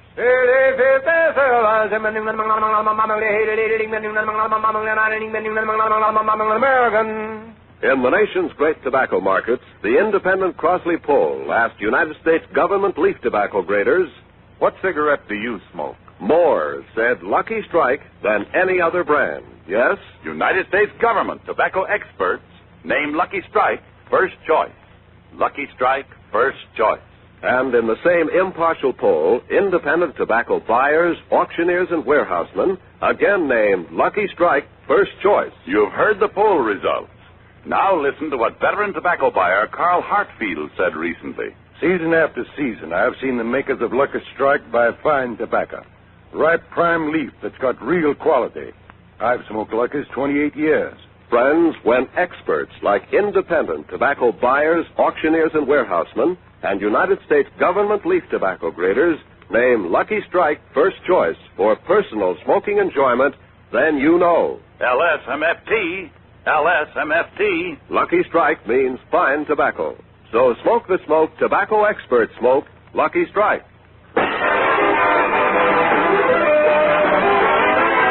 Ladies and gentlemen, I want to thank Governor Nouse, Mayor Newton, and everybody in Denver for making our week here so enjoyable and inviting us here to help launch the March of Dimes campaign. They've done a wonderful job here in Denver. Tomorrow night, we'll be saying hello to all my friends in Pueblo, Colorado, to continue this worthy cause. Good night, everybody.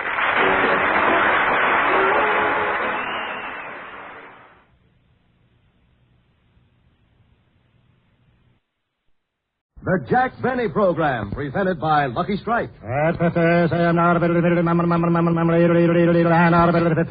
American. Quality of product is essential to continuing success. And Lucky Strike means fine tobacco. LSMFT, LSMFT, LSMFT. Of course. You said it. Lucky Strike means fine tobacco. So round, so firm, so fully packed. So free and easy on the draw. In a cigarette, it's the tobacco that counts. For it takes fine tobacco to make a fine cigarette. And year after year, at auction after auction, the makers of Lucky Strike consistently select and buy that fine, that light, that naturally mild tobacco. Fine, light, naturally mild tobacco. Yes, Lucky Strike means fine tobacco. And fine tobacco means real deep down smoking enjoyment for you. So smoke that smoke of fine tobacco, Lucky Strike. So round, so firm, so fully packed, so free and easy on the draw.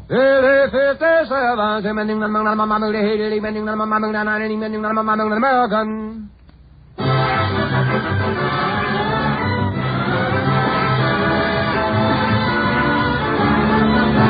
The Lucky Strike program, starring Jack Benny with Mary Livingston, Phil Harris, Rochester, Dennis Day, and yours truly, Don Wilson.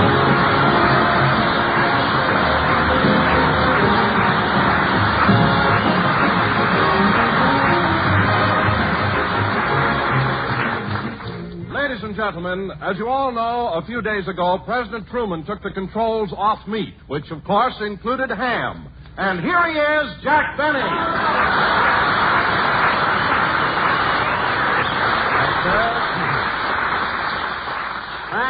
Thank you. Hello again. This is Jack Benny talking. And, Don, how could you possibly introduce me, a suave, dynamic, sophisticated comedian, that way? Well, Jack, I thought it was good.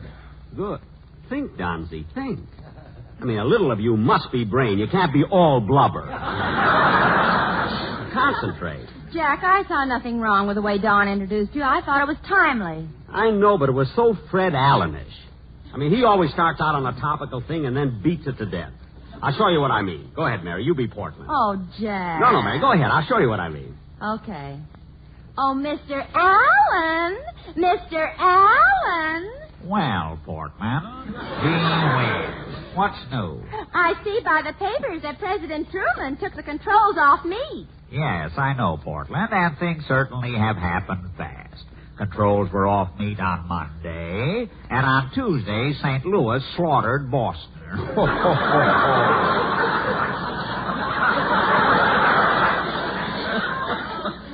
Papa says he hasn't seen so much meat be controlled since Mama split her girdle. You stopped after the wrong words, I you know. That's what I mean, Mary, and I don't want to catch anybody doing jokes like that on this program. You're right, Jackson. The meat shortage is a serious thing. You're not kidding. Yeah, if people can't get meat, they'll take all of the grain and then start making foolish things like bread, and then there'll be a liquor shortage. Liquor? Yeah, that's the stuff that keeps you pickled in the middle with the ice bag on top. Oh, Harris, they ought to put a hole in your head so people can see what's going on in there. You've got a hole in your head. Just pull the cork out. And cut out that silly stuff. Oh, leave him alone, Jack. I think he's cute. Well, I don't. I do. Well, Dennis, where did you come from? That's what I asked my mother, but she said my father will explain it to me.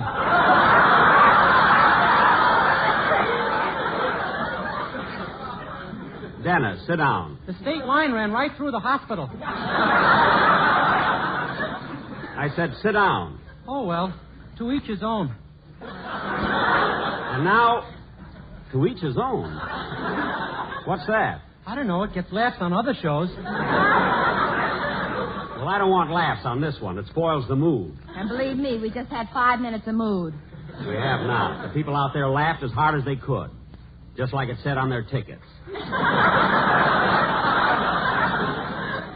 Anyway, that's radio for you. You say to each his own and it gets a big laugh. Gee, I remember when I was in vaudeville and things weren't that easy. See, I used to have to go out there with sock material. When I had the audience where I wanted them, I sang 2 hot choruses of My Merry Oldsmobile and killed them. I used to look pretty good in those goggles and dusters. I was the biggest hit in showbiz. Wait a minute, Jackson. How about Al Jolson? What was so wonderful about Jolson? He used to come out on the stage and go through his act down on one knee. Some trick. I did my act on one knee long before Jolson ever thought of it. He was singing. You were ducking.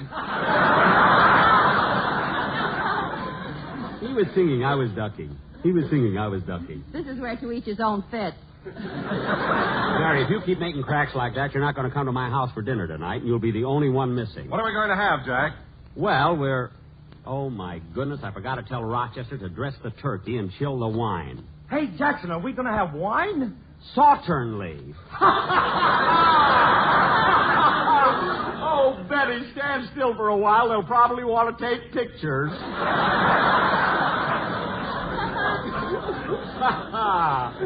Oh, that was a good one. In my Merry Oldsmobile. What a car with my sweetheart. Mary.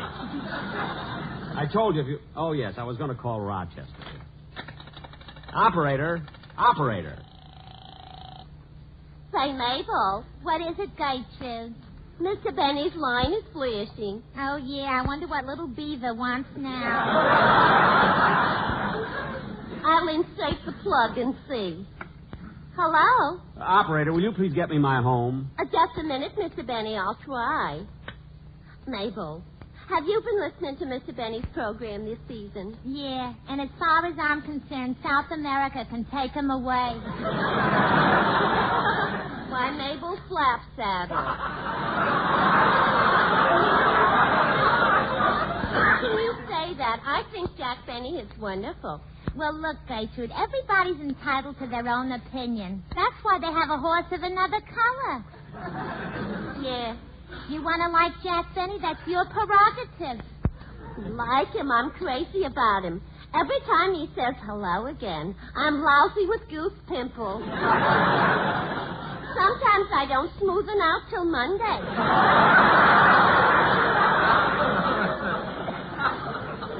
Well, he just happens to affect you that way. Me, he doesn't send. Oh, Mabel. Mabel, you're just jealous because Mr. Benny went out with... Oh, gee, I promised not to tell. Oh, come on, Gertrude. I always tell you everything. Okay, you talked me into it. This summer I went out with Mr. Benny, and he made such love to me I almost fainted. Why, Gertrude, gear shift. No, honest, Mabel, it's the truth. He told me I had hair like spun silk, eyes like limpid pools, a complexion like rose petals, and ears like little seashells. Gee, what did he say about your teeth? Nothing. I would forget them on a night like that. I don't know, but every time you always... Operator. I'm sorry, but the phone at your house is busy. Oh, well, try it again later, will you? Come on, Dennis, let's have your song again.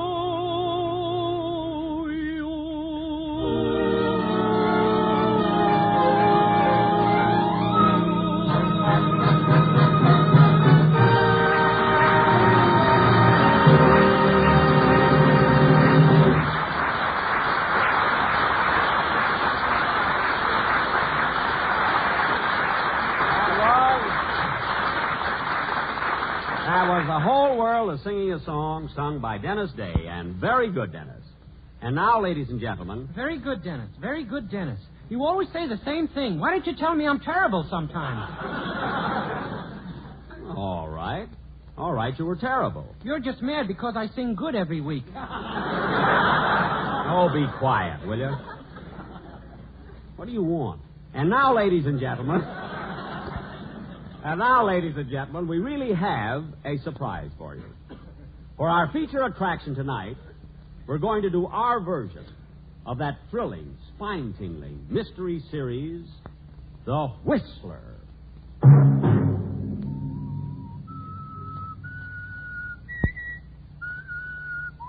Wait a minute. Who are you? I am the Whistler, and I walk by night.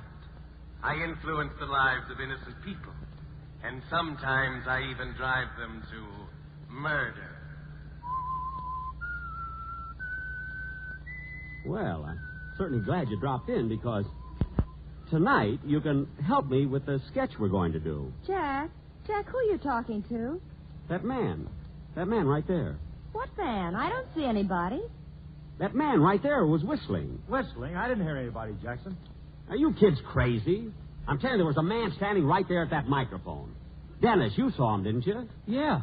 He was a kind of a mysterious-looking fellow with a brown suit, penetrating eyes, and a scowl on his face. That's right. And what was he whistling? To each his own. He was not. It was the Whistler's theme song. Oh, Jack, what's the matter with you? You didn't see anybody, and neither did Dennis. Well, I thought I did. Maybe it's because I've got my mind all wrapped up in the play we're going to do. Now, Mary, in this... Excuse me a minute. Hello? Oh, Mr. Benny, I've been trying to get you home, but your line is still busy. Thank you, Gertrude. Keep trying, will you? I will. And, Mr. Benny. What is it, Gertrude? Say it for me, will you? Huh? You know, say it once more, please. Oh, I don't want to. Oh, come on, please. Just once. Oh, all right. Hello again.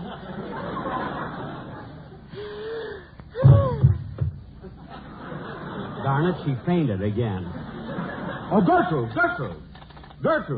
This is Mabel. Oh, did Gertrude hurt herself? No, luckily the goose pimples broke her fall.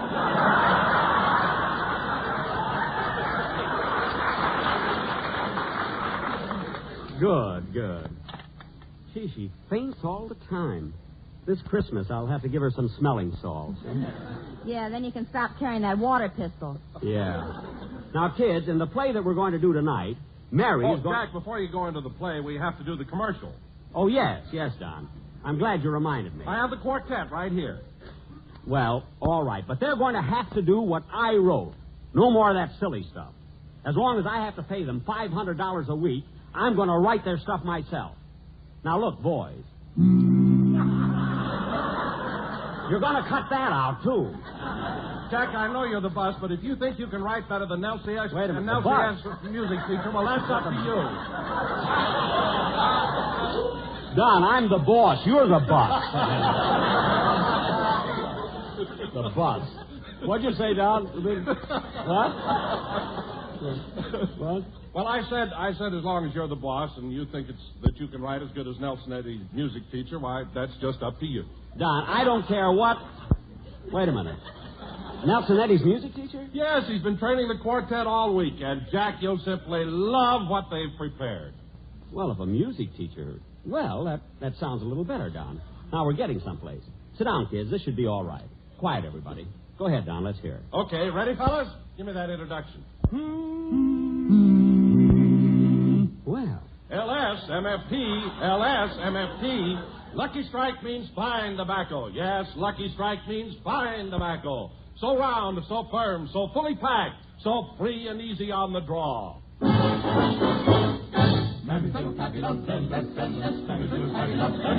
Don. Wait a minute. Light up an L. An L. Light up an S. Don, I'm the boss.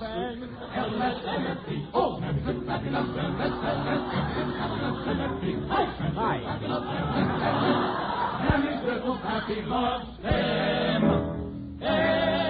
Thank goodness. Wait a minute.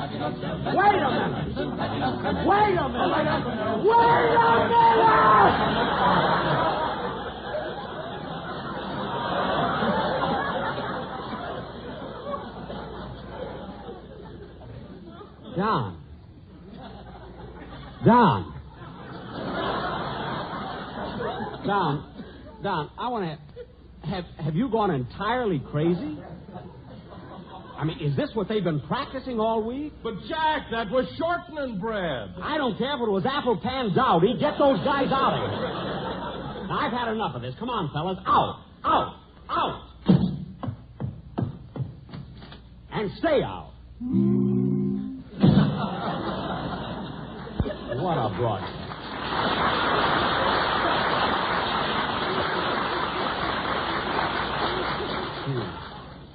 What a program. All I have is trouble.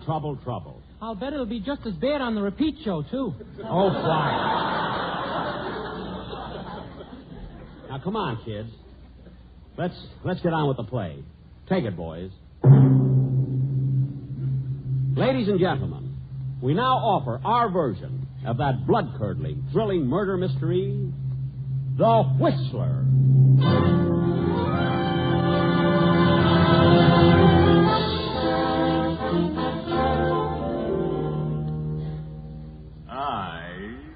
And the Fiddler.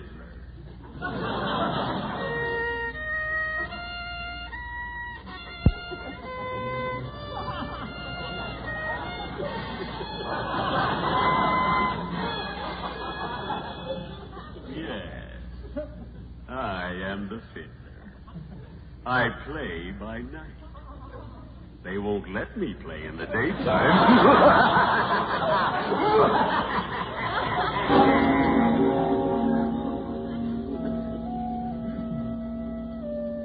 I know many strange things. I influence the lives of innocent people. You don't believe me? Let me take you to the home of Mr. and Mrs. Park, Gwendolyn and Griffith. As we look in on them, it is morning and they are having breakfast. They are happy, but not for long. For I am the Fiddler.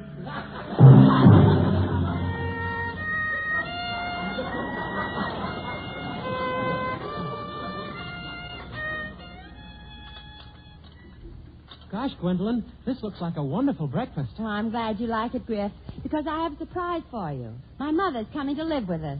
Oh, bully, that's wonderful. See, they're happy. But I'll change that. Gwendolyn, when is your dear, darling mother coming? Tomorrow. I'm glad you told me in time. Now I can buy her a present. I wonder what I should give her. Why don't you give her a kick in the teeth? No, Gwendolyn. Your father gave her that last year.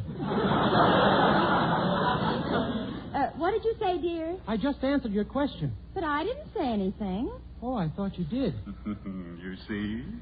I've got them confused already.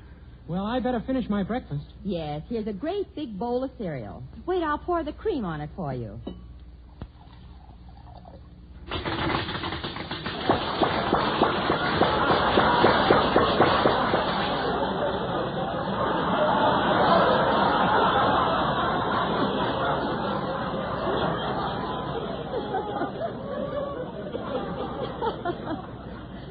You can take your fingers out of your ears now. They've stopped crackling. Now eat your cereal. Okay. Gee, that was a stubborn little one, wasn't it?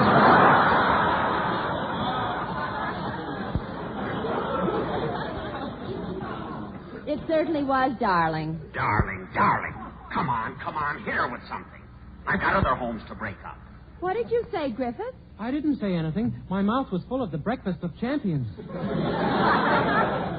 Oh, yes. That's why you're so strong and powerful and masculine and... Stop looking around. I'm talking to you.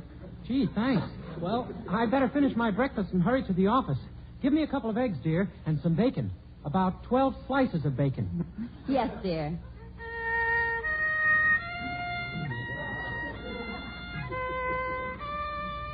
Yes, I am the Fiddler. I know many strange things. I even know where they got the bacon.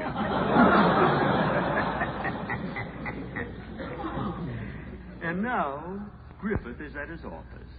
while his wife, Gwen, is at home waiting for her sweetheart, the Iceman. And now look.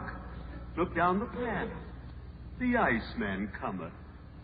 Yes, the Iceman cometh. Won't you come up with me to Alabama? Let's go see my dear old... Shut up! Now knock on the door. She's waiting for you. Hello, baby. Hello, Kilroy. Come in. Wait a minute. I got to get rid of this ice. Just give me a kiss and I'll melt it for you. Come on. Gee, I wonder what your husband would say if he caught you kissing me, his best friend. Oh, I tell you, you're congratulating me on my birthday. But you've told him that 28 times this year. Ain't he getting wise? No, but he's getting mad buying me all those presents. Gee, Kilroy, you and I could be so happy together if it wasn't for my husband. Ah, now you're on the right track. Well, go ahead. Why don't you kill your husband? Kilroy, I just got an idea. So did I. Let's kill Griffith. It must be love. We said it together. That's it. Now we're getting somewhere. Go ahead. Go ahead. Kill him. Gwendolyn, I know just how to kill your husband. We'll take him down to the Union Station and throw him under the wheels of a passing train. But at Union Station, all those people will see us. So what? They'll think it's a stunt for truth or consequences. Sure. You can get away with it. And you'll get a box of duds besides. No, Kilroy, I have a better way. When he comes home, you hide in the closet. And when he hangs up his coat, you can strangle him. And no one will ever know. No one will ever know. Except me. For I am the Fiddler.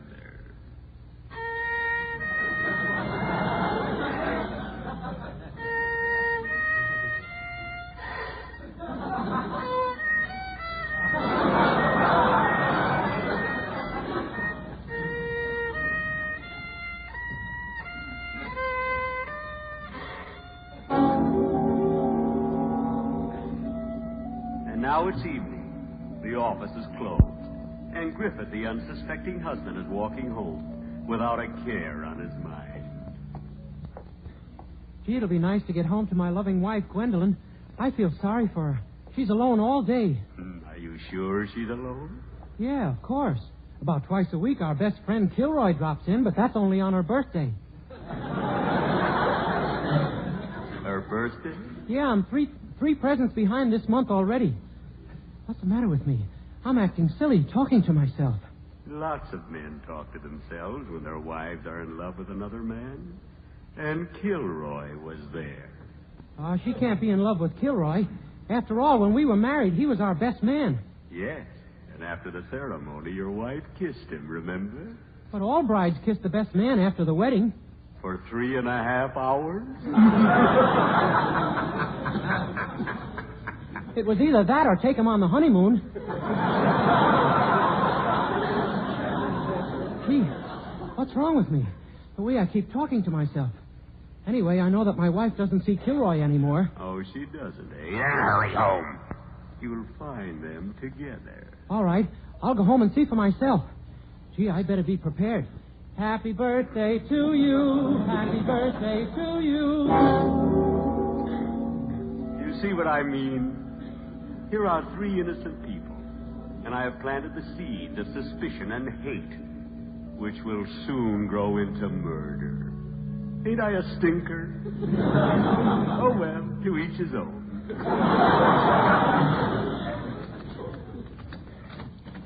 Darling, you're home early. Step aside, woman. I'm going to search this house. Aha! Look on the carpet. Footprints. Big footprints made by size 12 shoes. Darling, why didn't you tell me?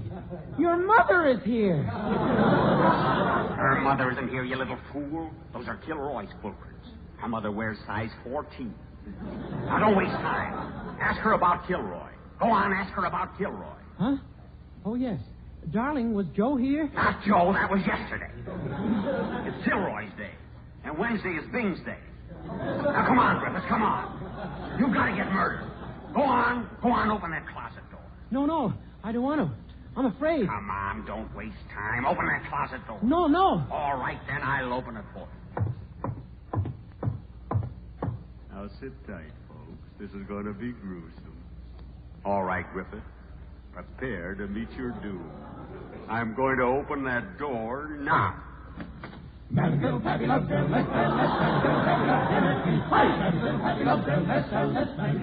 Oh, darn it, I've opened the wrong door.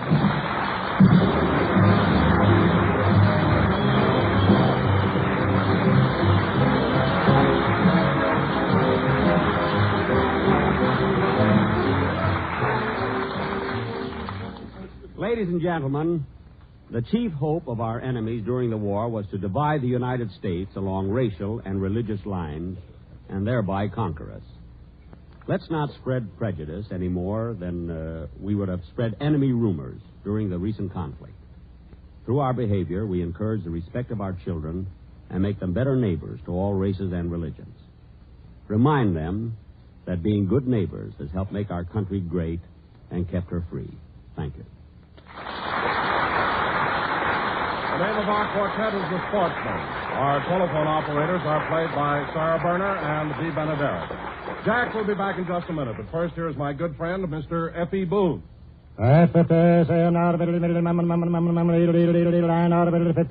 American. In a cigarette, it's the tobacco that counts. And Lucky Strike means fine tobacco. Yes, Lucky Strike means fine tobacco. Mr. Harry R. King, independent tobacco buyer of Durham, North Carolina, has been in the tobacco business for 21 years. He said, at auction after auction, I've seen the makers of Lucky Strike buy real fine tobacco. The kind of tobacco that smokes up smooth and mild. Yes, for a real smoke, I picked Lucky's. Smoked them myself for 18 years. Quote, at auction after auction, I've seen the makers of Lucky Strike buy real fine tobacco, unquote. Season after season, independent tobacco experts like Mr. King can see the makers of Lucky Strike consistently select and buy that fine, that light, that naturally mild tobacco. And this fine, light, naturally mild Lucky Strike tobacco means real deep-down smoking enjoyment for you. LSMFT, LSMFT, LSMFT. Yes, Lucky Strike means fine tobacco. So round, so firm, so fully packed. So free and easy on the draw. The famous tobacco auctioneers heard on tonight's programmer, Mr. F.E. Boone of Lexington, Kentucky. 59, order 59, American. And Mr. L.A. Speed Riggs of Goldsboro, North Carolina. American. Basil Risedale speaking for Lucky Strike, the cigarette of fine tobacco. I am the Fiddler.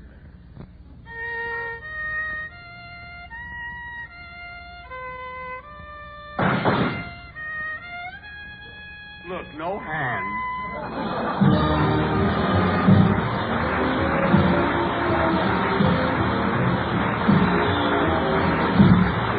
This is NBC, the National Broadcasting Company.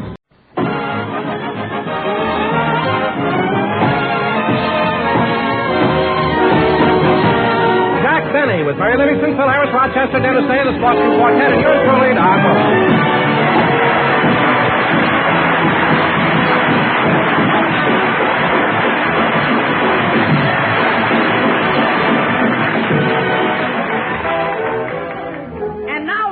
Gentlemen, it gives me great pleasure to bring you the star of our show, a man who... Wait a minute, hold it.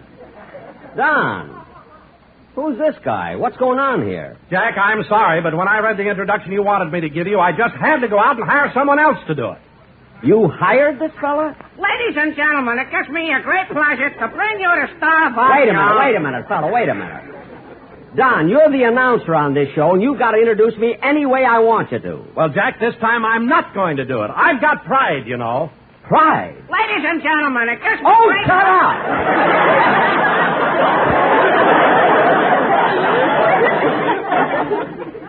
Don, what is this pride you're talking about? I'll tell you what it is. Just because you played a violin duet with Isaac Stern on last week's television show, I'm not going to introduce you as a great concert violinist. You're not? Ladies and gentlemen... Hold it, will you please? Hold it a minute, hold it. Phil. Great concert violinist. Dad, you sound like somebody's been spiking your rosin.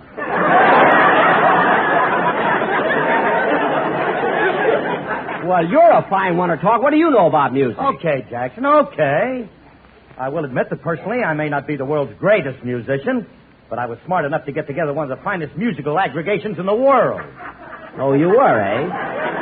Phil, if your band is one of the finest musical aggregations in the world, I'd like to ask you a question about Don Rice, your bass player. Nobody slaps a bass like Don. That's what I'm getting at. Why is it he always sticks his hand in a bucket of water before he slaps the bass? Force of habit. What? Used to work in the brewery slapping labels on beer bottles. All right, Phil, I'll accept your explanation of Mr. Rice's musical eccentricities. But what about Bagby, your piano player? What about good old Bag? Well, Phil, I won't say anything about the fact that he's on parole. We'll forget that.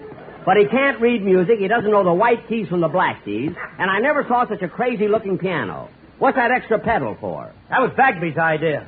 4 pedals on a piano? What are they? Soft, medium, loud, and gas. Gas pedal? Never knows when he'll have to make a getaway.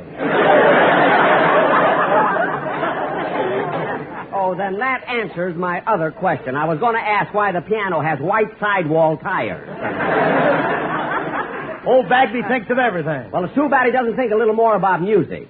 What? Phil, you know as well as I do, not only does Bagby play by ear, but if it isn't in the key of C, he can't play at all. Oh, he can't, eh? No. Okay, Jackson, you asked for it. Hey, Charlie. Yeah? Come here a minute. Phil, you don't have to go through all of Look, that. you said that all he knows is the key of C. Now, let's find out. Go ahead, ask him anything at all. Okay. How about something with 3 sharp? Go ahead, Charlie. Give him something with 3 sharp. Well... Think hard, Charles. Oh, I know. The Andante movement from the Barber of Seville by Gillette. The Andante movement from the Barber of Seville by Gillette. 3 sharp, look sharp, feel sharp, be sharp.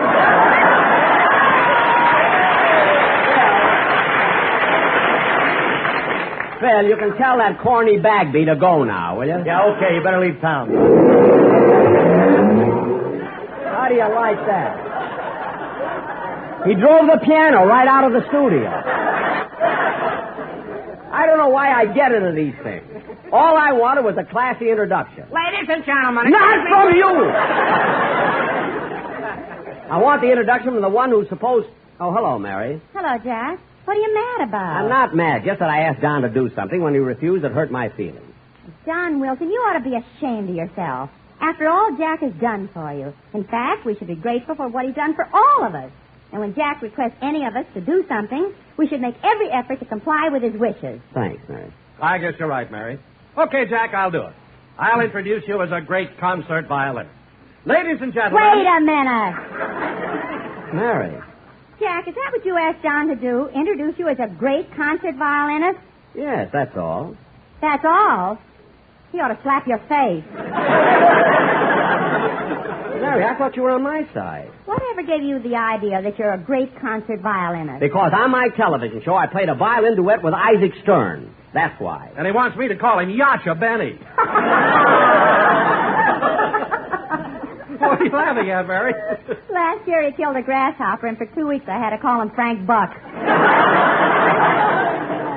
I didn't kill that grasshopper. I brought him back alive. So don't be so smart. And anyway, I don't know why Don had to go out and hire someone. Oh, hello, Mr. Benny. Oh, hello, Dennis. I'm glad you're here. It's about time for... Dennis. Dennis, you're limping. Yeah, but I didn't get hurt bad. Hurt? Dennis, you have an accident? Yeah, as I was crossing Sunset Boulevard, I got run over by a piano.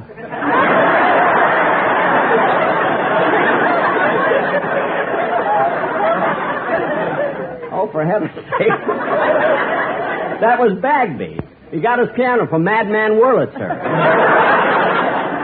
Now, Dennis, I got to get this program started, so you better sing your song right now. I'm not going to sing until you pay off for my being on your television show. I can't do that until next week. Jack, why can't you give him the money now? Oh, he isn't going to pay me money. Mr. Benny said if I went on a television show, he'd do something for me that's a great honor. A great honor? Yeah, he's going to write in my name for president in the California primary.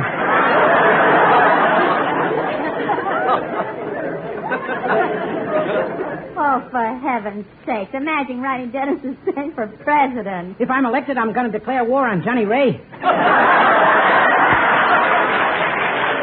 Dennis!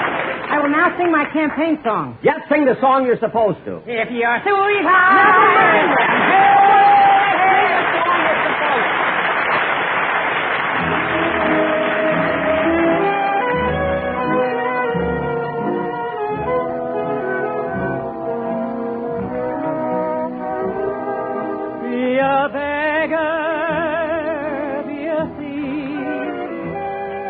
My sunshine or my grief, be anything but darling, be mine.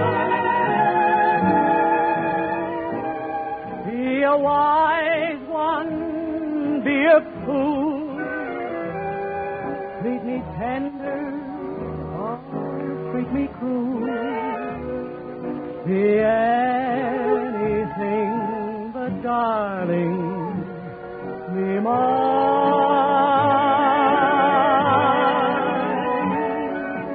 Climb to the top of the ladder, be princess of all you survey. Hail, and it still doesn't matter. If you love me, everything is okay. Be the angel of my friend. Be the devil who cares. Be anything, a darling.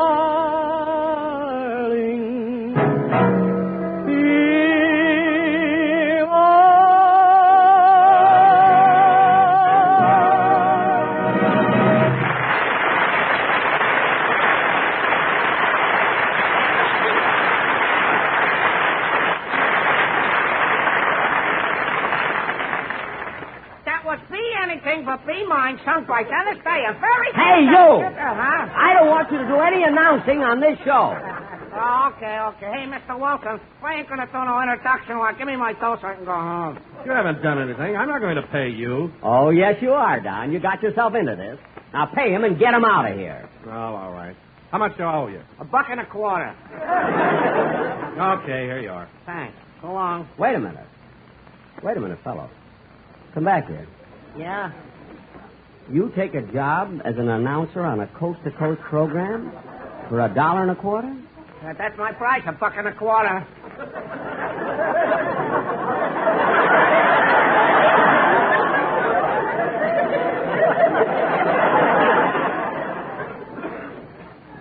Come here a minute.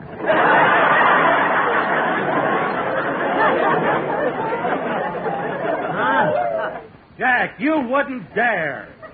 Hey, I can lead a band, too. Now, wait a minute, Quest. You ain't leading my band. Phil, you stay out of this. I can also sing tenor. Well, did you hear that, Dennis? Who cares? I'll be in the White House.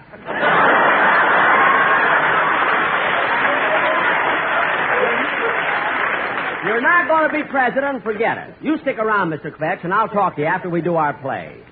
Jack, are we going to do a play? Yes, Mary. Tonight we're going to do our version of that great Universal International picture, Bend of the River. Oh, Jack, isn't that the picture that starred Jimmy Stewart? That's the one.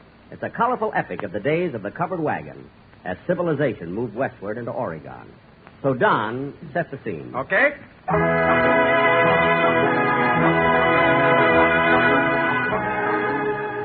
In the year 1867, at the end of the Civil War, a covered wagon set forth for the northern tip of Oregon. Its destination was a new settlement, and leading this intrepid group of pioneers was that fearless frontiersman, Buck Binnie. Yes, Buck Binnie. That's me. Our wagon's cargo was not guns, ammunition, or other implements of war, but food to tide the settlers through the rugged winter.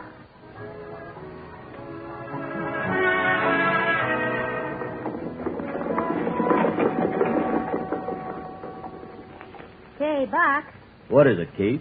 We've been on the trail since sunup. Don't you think we ought to stop for the night? No, Kate, we got to keep going till we reach the next water hole. It's only about 2 miles, I reckon. Oh, Buck, let's stop here for the night. I said we're going to keep going. Well, can't the horse pull for a while? I'm tired. Well, all right. Hey, Dobbin, get out of that wagon. Sure gives you $1.25 worth.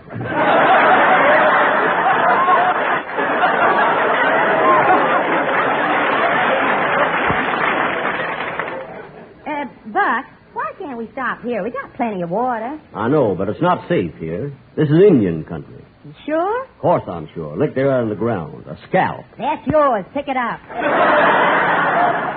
Oh. As we continued towards the hills, we saw signs of Indians everywhere.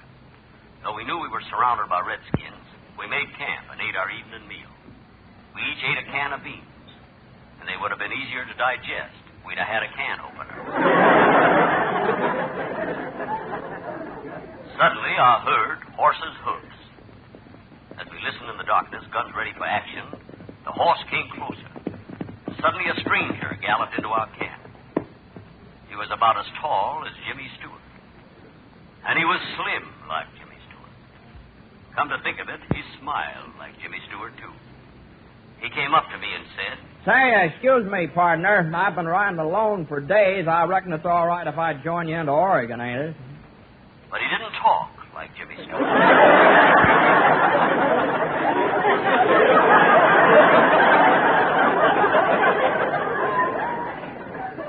I turned to him and said, What's your name, stranger? Jimmy Stewart.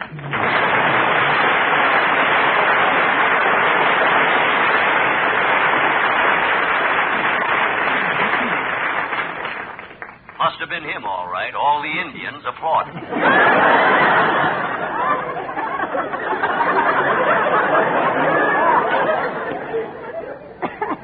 I invited Jimmy to join us, and he got off his horse. Well, he didn't exactly get off. He just straightened his legs, and the horse ran out from under.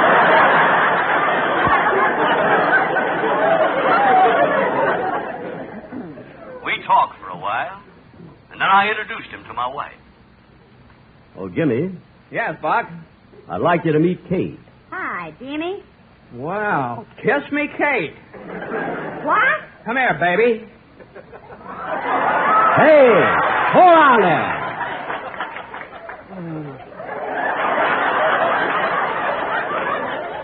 Now they're dropping script.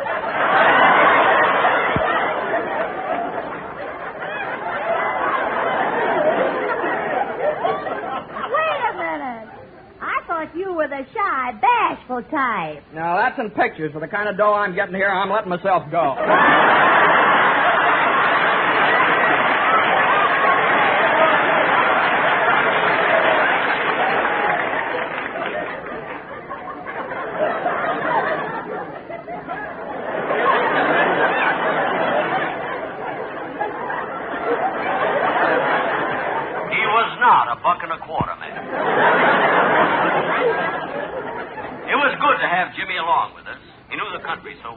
I welcomed him, not as a follower, but as a leader. Yeah? I took over. We were loaded with supplies for the settlers. We had a sack of flour. Kate carried that. A case of canned vegetables. Buck carried that. And one bag full of milk. The cow was carrying that. The only thing we were short of was fresh meat. So one day, Buck and I went hunting. Be quiet, Buck. Here, I hear something. Let's take a look. Okay. Hey, say it's a bear. No, Jimmy. It's a buffalo. I thought it was a bear. But I took his word for it. It was a buffalo. I couldn't argue with a man who's been pinching nickels all his life. Come on, let's get on with the hunt. Finally, we returned to the camp with plenty of game. This was due to our wonderful hunting dog. This dog wasn't a pointer. He was too well-mannered to point.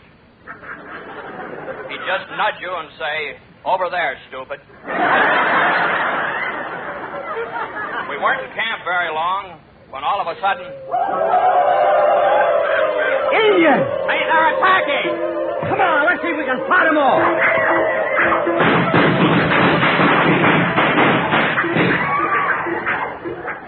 That's no use. We might as well give up. I ain't a-giving up. My name is Buck Benny, and I ain't afraid of man, beast, or grasshopper. But I know these Indians. Look, 2 of them are coming up to powwow with us. They sure look savage. How, Indians? How? What tribe you Indians from? Sioux tribe. Me, Big Chief Thunderstorm. Oh. And who you? Me, little white cloud that cried.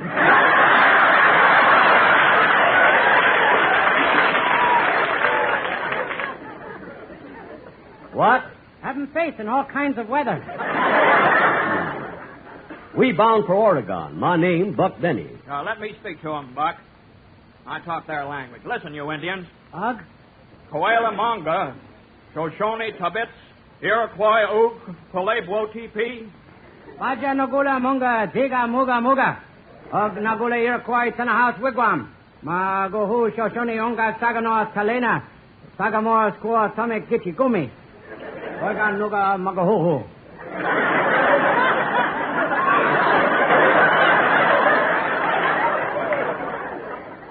What did he say? He's running for president.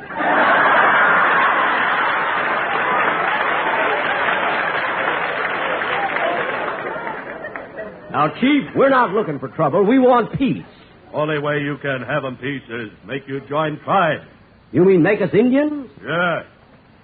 We decided to be adopted by the tribe. And that night, after adoption ceremonies, we sat around the campfire with the other Indians and sang songs. Like the Selnamo, Navajo, Kickapoo, like the Cherokee, I'm an Indian too. Just like Battle Axe, Jesse Block, Manny Sachs, like those Indians, I'm an Indian too. Some Indian Summer's Day, here's what we'll do. Take some Indian maize for riding Tippecanoe. I'll wear pockets of a wampum belt feather. We'll go to prove you don't know your song.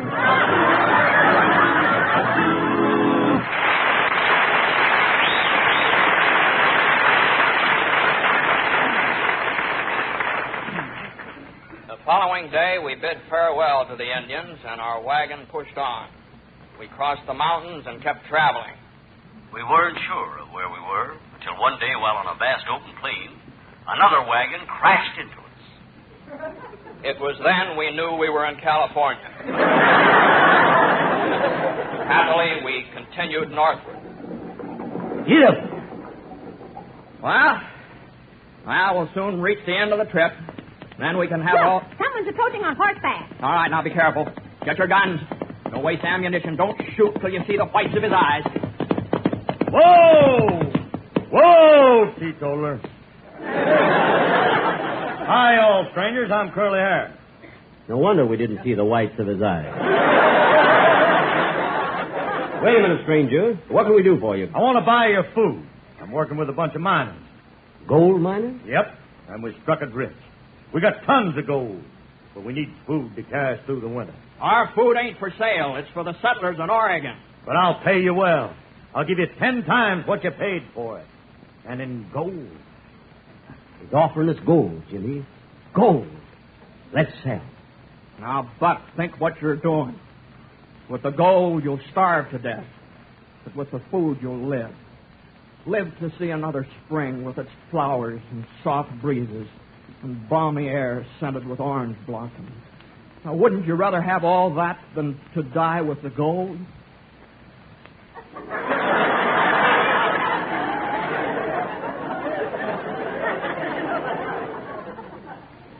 We waited 2 weeks while Buck thought it over. I made up my mind, Jimmy. We're going to sell the food. And I say we're not. Who's going to stop me? Me and my shooting iron. Well, I got a gun, too. Draw. Oh.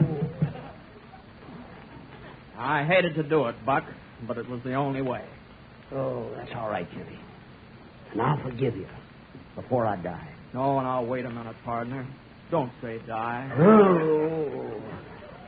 Goodbye, Jimmy. Goodbye, everybody. So, Buck passed on. But I know that even though he's not with us, he's happier now than he ever was before because we buried him in the gold mine. So the wagon train pushed onwards. Ever onwards we pushed till we reached the settlement in Oregon at the bend of the river.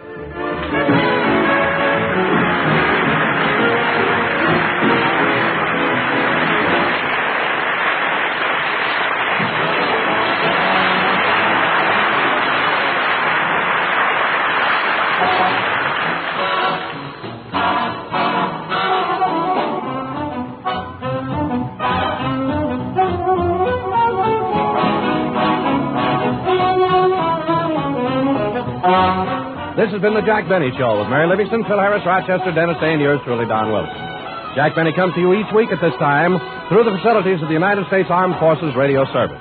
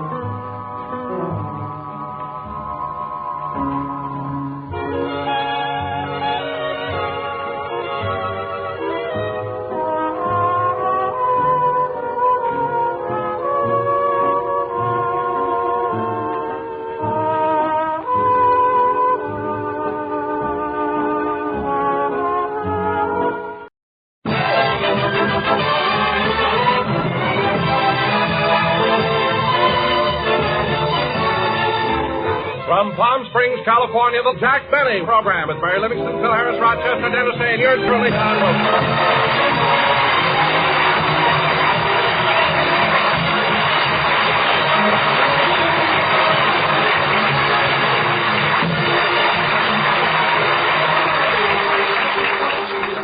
Ladies and gentlemen, once again, we're broadcasting from Palm Springs, California. This being such a romantic spot, I'd like to make the opening introduction with a little poem. A poem? Nestled in the hills, far away from care, is a place we go to breathe the desert air. And there, out by the pool, far from strife and toil, is our blue-eyed star selling suntan oil. And here he is, Jack Benny.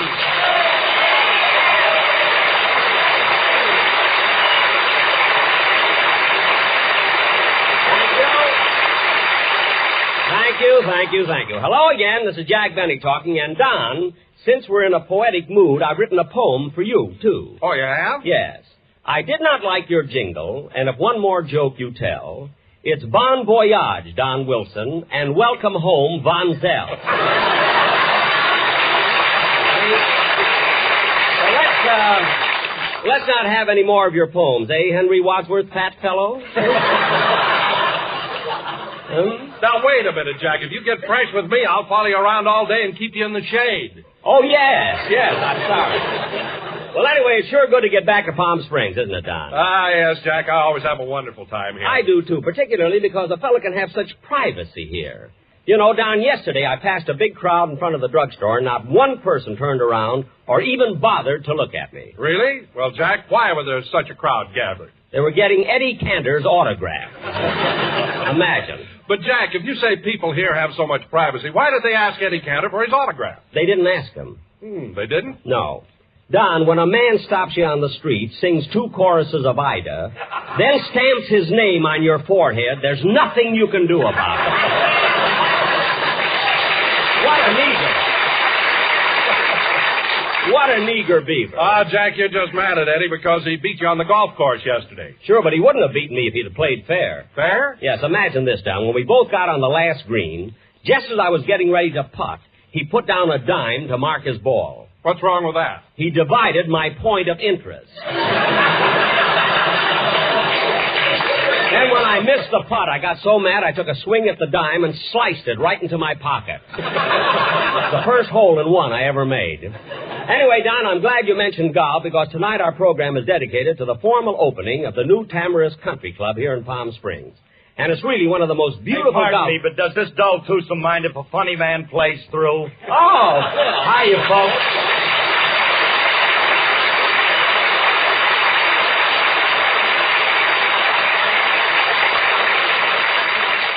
Well, look who's here, Sir Thomas Beecham. Say, Phil, Don and I were just talking about Tamarisk, the beautiful new golf course. Since you're such a good golfer, Phil, you'll love it. Yeah, I know, Jackson. I played in the tournament out there yesterday. It is. It's a great course. I thought I saw you out there yesterday, Phil. You were playing with some of your musicians, weren't you? No. Well, I saw Remley, Sammy, and Fletcher going around the course with you. Yeah, but they weren't playing. Remley was carrying my bag.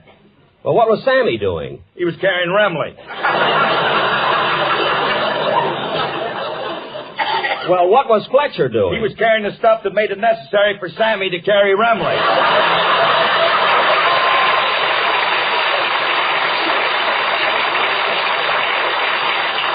Oh, yes, Remley is your handicap. He ain't no water hazard.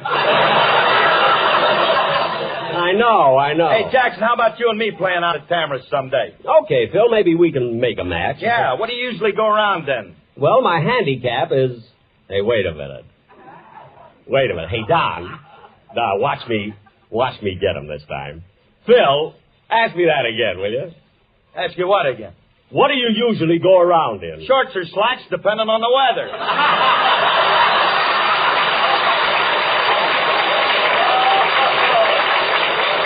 Oh, Harris, Sammy may be carrying Remley, but you're carrying this program.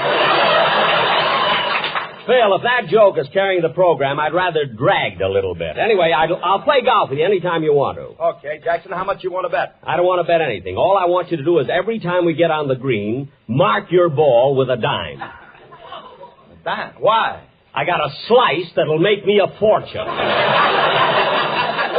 Say, Don, if you like to play a Tamarisk sometime, I'll get you... Hey, Jackson, I heard you and Don reciting poetry before. So what? Hey, I got one that's a fifth. A poem? Yeah. It's about the weather that we had yesterday. Listen to this. I was getting some sun. Then I went inside, 'cause the little white cloud sat down and cried. Isn't that cute? That's very cute. Well, I was pretty good, you know. I expected some... Oh, hello, Dennis. Hello, Mr. Binnie. Hello, everybody.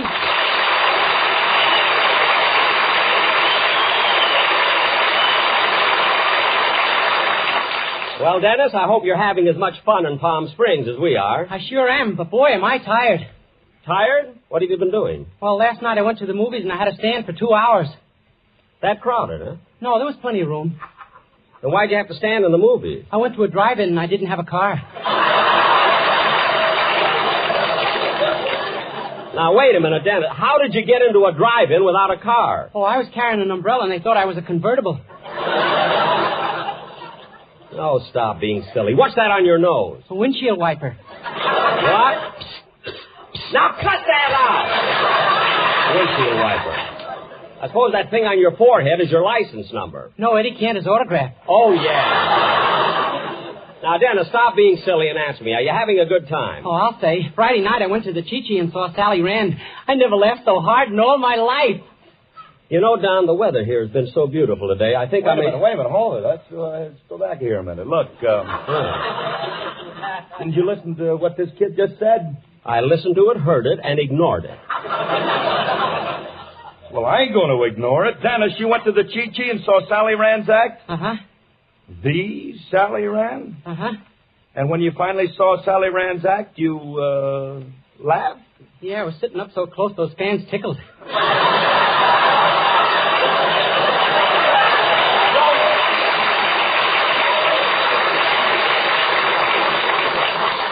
Don't look to me for sympathy, Bill.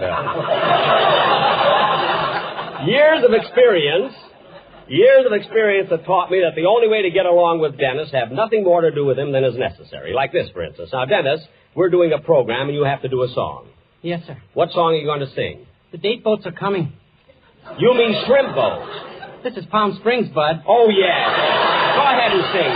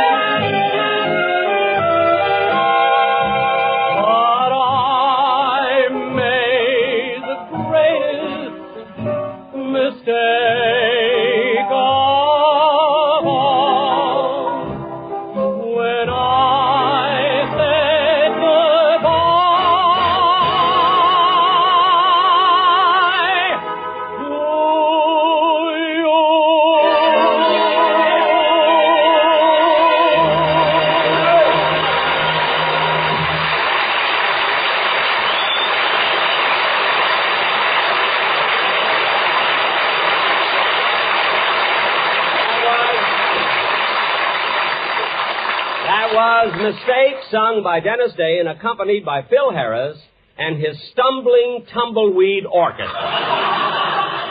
And now, folks... Hold it, Melvin. Just a minute. Just slow up a minute. Huh? I mean, look, I don't mind so much when we're at home, but when we're out of town, let's don't be making insulting remarks about the orchestra, huh? Well, Phil, I got a right to make comments about your band. After all, who's the star of this show? Well, when I see my paycheck, I know it ain't me. Oh, stop complaining. I'm not complaining, Jackson. It's just that I'd like to pay income tax like everybody else.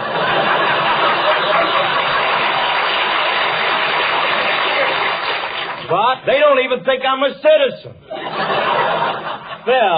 Phil, the only reason people don't think you're a citizen is because with that bottle of Lord Calvert in your hand all the time, you look like an Englishman. Such a long line for such a little laugh.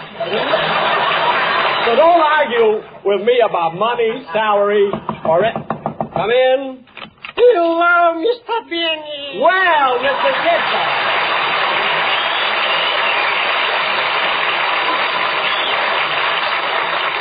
Mr. Kitzel, it's certainly nice seeing you. What are you doing here in Palm Springs? Oh, I just came down for a little visit. Oh, good. Where are you living? At the Hacienda Paseo de la Sal. The Hacienda Paseo de la Sal? Sal is my brother-in-law.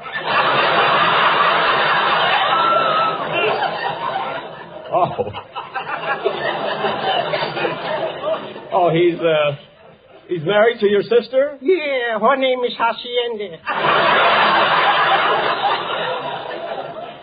Well, what about Paseo? He's a silent partner. Oh, I see. Well, tell me, Mr. Kitzel, is your wife is here with you? Yes, and we having fun. We go swimming, we play tennis, and you know, this morning my wife rented a bicycle built for two. Oh, and you both went for a ride, huh? No, just her. Then why did she get a bicycle built for two? Believe me, she can use it.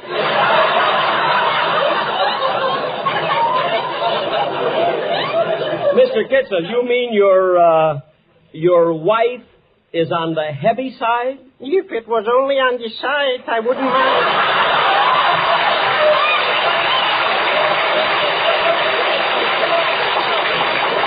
Oh, well, what's the difference? As long as you're in love with her, Mr. Kitzel, that's all that matters. That's what I keep telling myself. Well, goodbye, Mr. Benny. So long, Mr. Kitzel. Thanks for dropping in.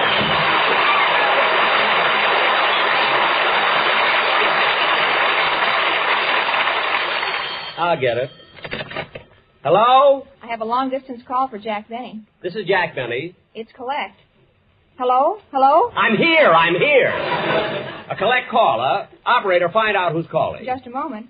Mr. Benny will not accept the charges till he knows who's calling. Tell him it's Lana Turner. Rochester.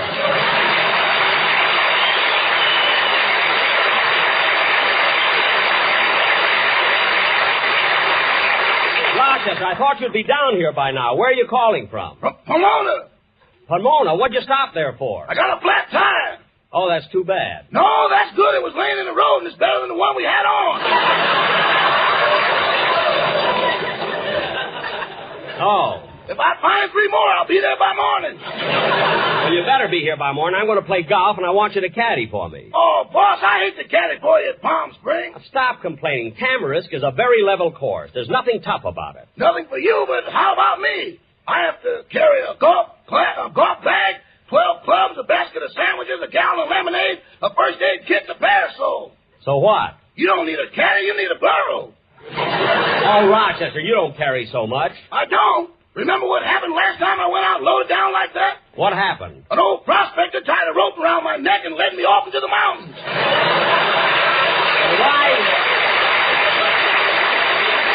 Why'd you go with him? I couldn't see where I was until he unloaded me. Well, stop making things up. Anyway, I'm going to play golf in the morning, and I want you to caddy. Okay, I'll do it, but do me a favor this time, will you? What is it? If we lose a ball, let's forget it. Those bloodhounds are hard to handle. Okay. Goodbye. Goodbye.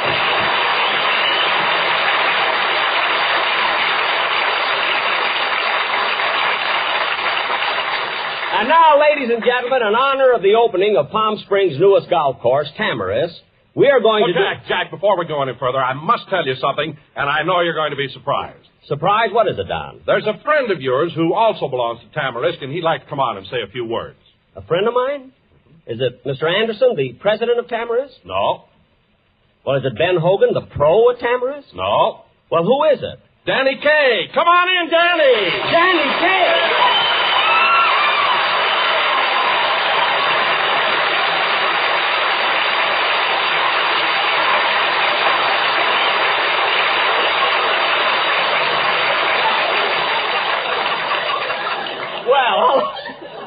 Hello, Danny. Hello, Benny. But, Danny, this is such a surprise coming right out on my program. It's... Oh, stop stuttering. I'm not going to charge you for it. Oh. Now, Jack, the reason I'm here is, well, because every time you come to Palm Springs, you always do an informal show. Isn't that right? That's right. Well, some of the boys at the club cooked up an idea that I'm sure you're going to like. What is it? Well, we decided to form a quartet and sing the song you wrote. My song? Mm-hmm. When you say I beg your pardon, then I'll come back to you.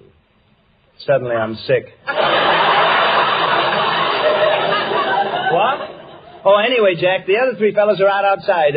Can I call them in? 3 fellas? Who are they? Yeah, well, Frank Sinatra, George Burns, and Groucho Marx. Come on out, fellas.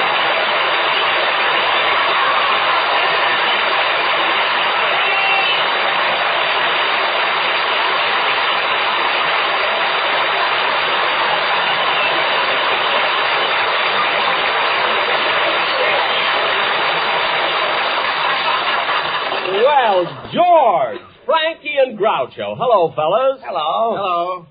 Hello. That's brilliant dialogue. Well, welcome to the show, fellas, and if you say the magic word, you get a bottle of suntan oil. Say, Jack, that reminds me.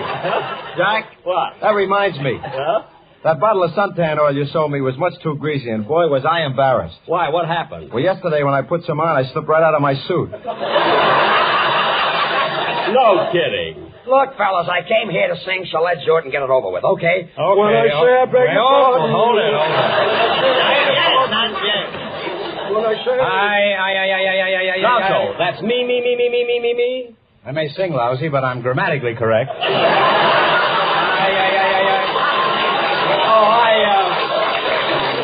I'm sorry. I'm Groucho.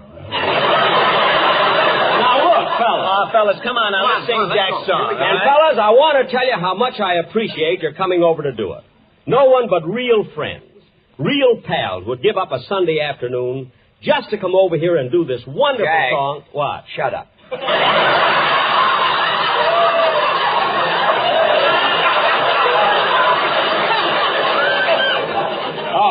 All right, fellas, let's take it. Now, what key we're going to sing it in, Danny? It'll help if we all take different ones. Look, all right, fellas, let's go. Can we have a nice introduction, please?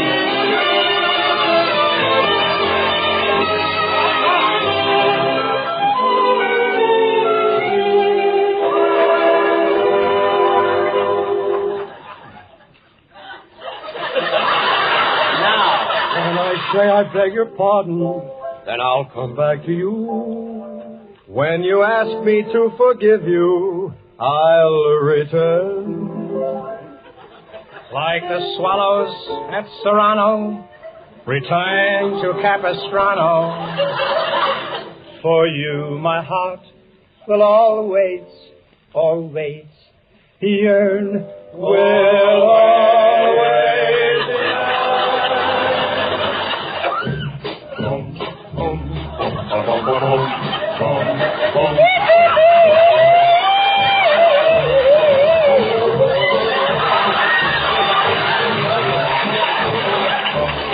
when you say that you are sorry, then I will understand.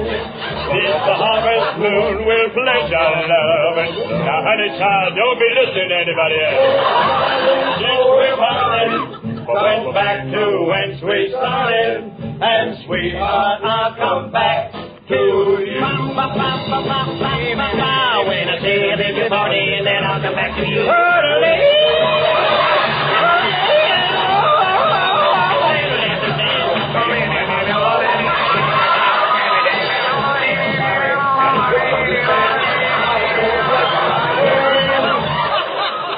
Frank? So, my darling, though we've parted, come back to whence we've started. And sweetheart, I'll come back too. Sweetheart, I'll come back too. Sweetheart, I'll come back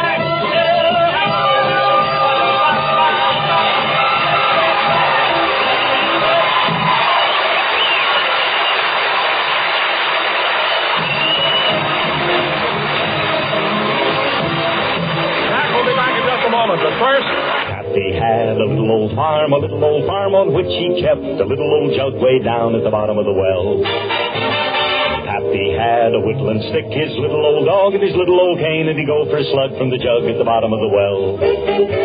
Pappy wasn't country born, no, he wasn't no greenhorn, but he couldn't thrive on big town jive, 'cause he always took to corn. When Pappy had some cares to drown, he'd lift his jug and they'd go down, down to the bottom, to the bottom, to the bottom of the well.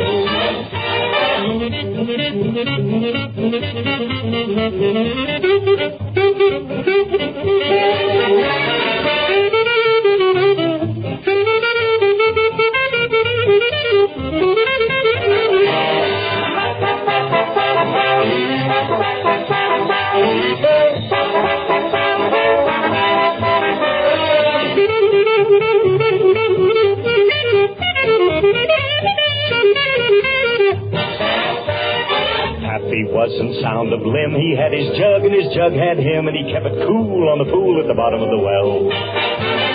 Pappy was as poor as Job, but he gathered his nectar off the cob, and he kept it snug in the jug at the bottom of the well. Pappy was no jitterbug, no, he couldn't cut a rug, but he got more jazz than Dorsey has from his little old cornet jug. That little old jug kept Pappy happy, and when he died, they buried Pappy down at the bottom of the well. Pappy died without a sou. We don't mind that. What did he do with that little old jug that he kept on the bottom, the cool, cool bottom, kept on the bottom of the well? Good night, folks.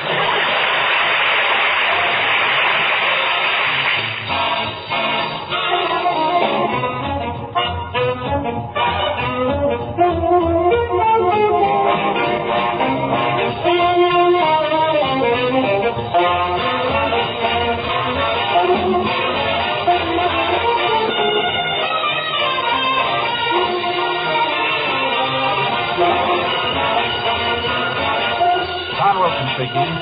This is the United States Armed Forces Radio Service.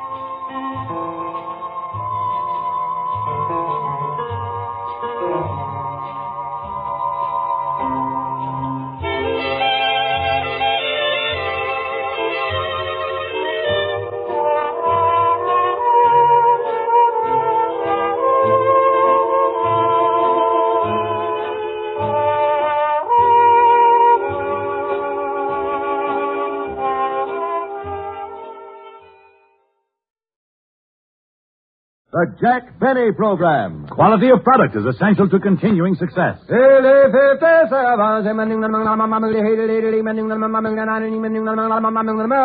Lucky Strike means fine tobacco, so round, so firm, so fully packed, so free and easy on the draw.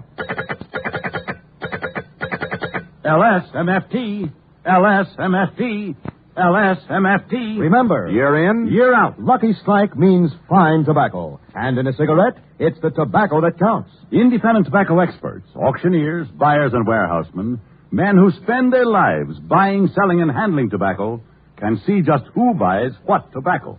And year after year, at auction after auction, they can see the makers of Lucky Strike consistently select and buy that fine, that light, that naturally mild tobacco. Remember, Lucky Strike means fine tobacco, and fine tobacco means real deep-down smoking enjoyment for you.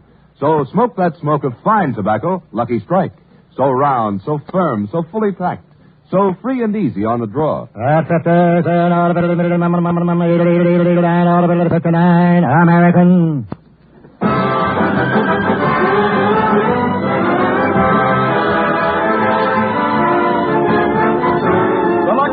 Program starring Jack Benny with Mary Livingston, Bill Harris, Rochester, Dennis Day, and yours truly, Don Wilson.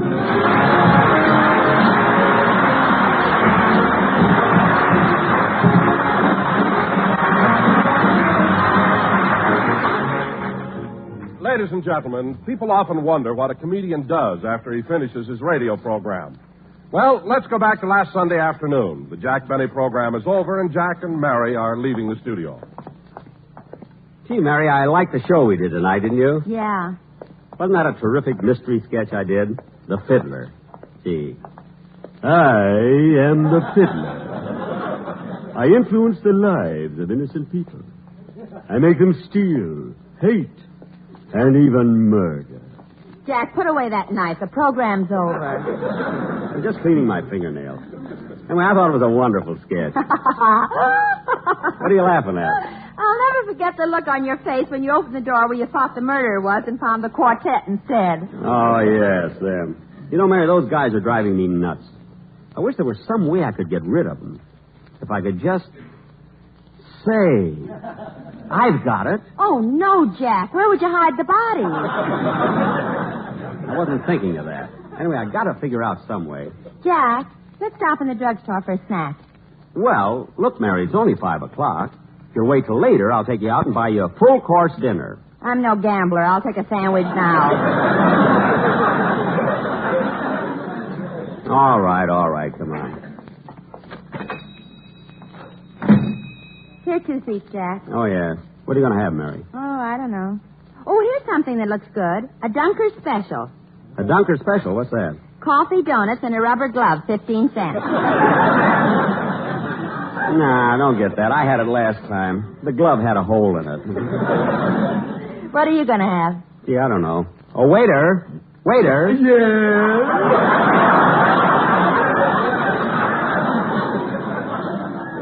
Oh, him again. Now, let's see. Waiter, I'll have a Chiss sweet sandwich.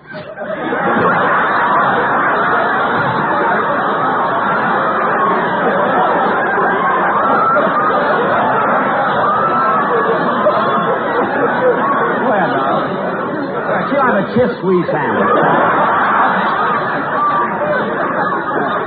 Waiter, I'll have a Swiss cheese sandwich. Yes, ma'am. 1 Swiss cheese sandwich. 1 Swiss cheese. Well, I see Mr. Kitzel is still working here. Have you made up your mind yet, musclebound? Yes, I'll have a chocolate malted milk. 1 chocolate malted milk. Put an egg in it. Wait a minute. I don't want an egg in it. Have you looked in the mirror lately? All right, give me a malted milk with an egg in it. Fried or scrambled? Look, I want a malted milk with an egg in it. Just a plain raw egg. All right. 1 malted milk for a barbarian. Look, waiter, why is it you always... Oh, Jack, let it go. You know you always antagonize him. I do not. You do, too. You know, Mary, I'm never going to come in here again if that waiter doesn't stop with Oh, all Mr. Benny, can I sit here with you and Miss Livingston? Oh, hello, Dennis. I thought you went home. I came in for a sandwich first, and you know what? I just weighed myself. Oh. I weigh 140 pounds, stripped. Stripped? Yeah, I took the weighing machine into the phone booth.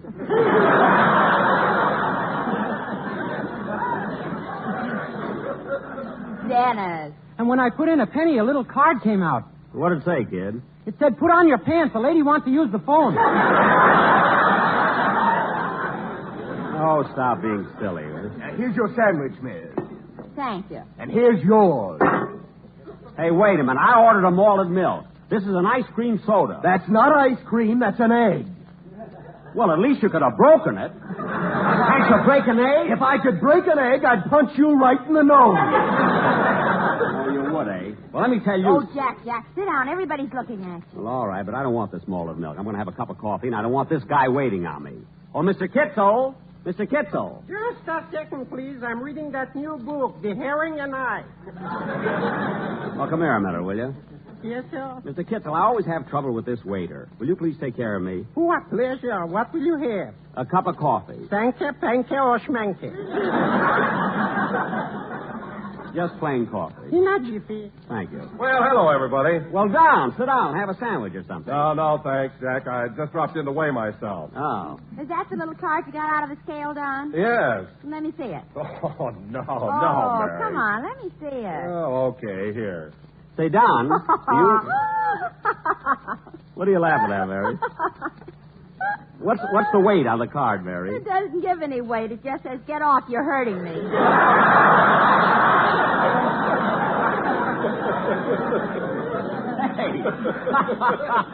Hey, that's pretty good. Say, Don, as long as you're here, I want to talk to you about that quartet. Now, I'm not... Well, if it ain't that old gang of mine. Hello, Phil. Hey, Phil, how'd your show go today? Dynamite, Jackson, dynamite. And say, you know that gag you called up and gave me yesterday? Yeah. It laid there. But I didn't need it. My charming personality made it roll, Jackson. It rolled. Hey, waiter. What'll it be? Give me a Phil Harris special. Okay. One ham omelet. Put a wave in it. That's a good one, huh? Want anything to drink with it, Mr. Harris? Nothing to drink. I'm on the wagon. Phil, he means coffee, tea, or milk. Oh, waiter, I'll have a cup of tea, please. Do you want cream or lemon with it? Gee, that sounds good. Give me the cream and lemon and never mind the tea. Dennis, grow up, will you? Jack, I'm through with my sandwich. Okay. Come on, Mary. I'll walk you home. So long, fellas. Hey, Jackson, what about the check? You and Dennis can split it. You both got shows of your own now. Come on, Mary.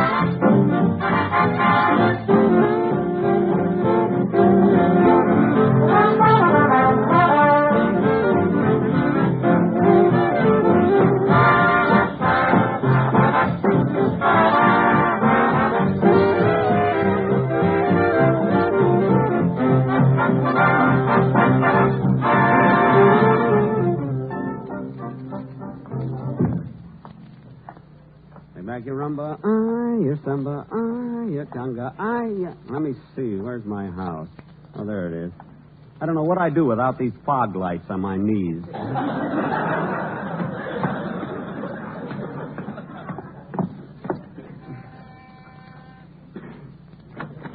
Hello, Rochester. Hello, boss. You're home a little later than usual. Yes, yes. You see, Miss Livingston felt hungry, so I took her to the Macombo. Did you say Macombo, boss? Yes.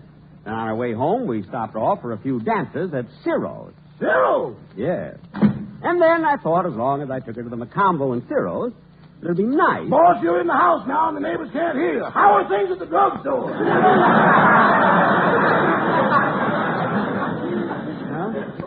Rochester, how did you know that I was at the drugstore? Mr. Billy, you can fool some of the neighbors all of the time and all of the neighbors some of the time, but I ain't a neighbor. I live here.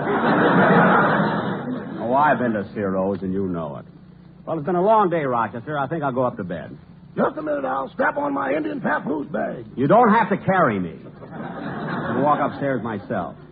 Now, make my bed, will you, please? Yes, sir. I'm going in the library and get a book. Oh, hello, Polly. Hello. Did Polly hear Daddy on his program today? Hello again. Oh, then you did hear the show. Come on now, Polly. What else did you hear on my program? Come on.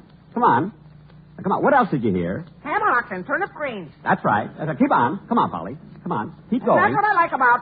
About what? Come on, Polly. About what? And that's what I like about. Oh, never mind. I'll teach you tomorrow. Now, let's see. What book do I want here? This one will do. The South. That's right, Polly. That's it. Now, say the whole thing. That's what I like about. Come on, Polly. Say the whole thing. That's what I like about. That's what I like about the whole thing. Yeah, the whole thing. Well, I'm going to bed. Good night, Polly. I don't know.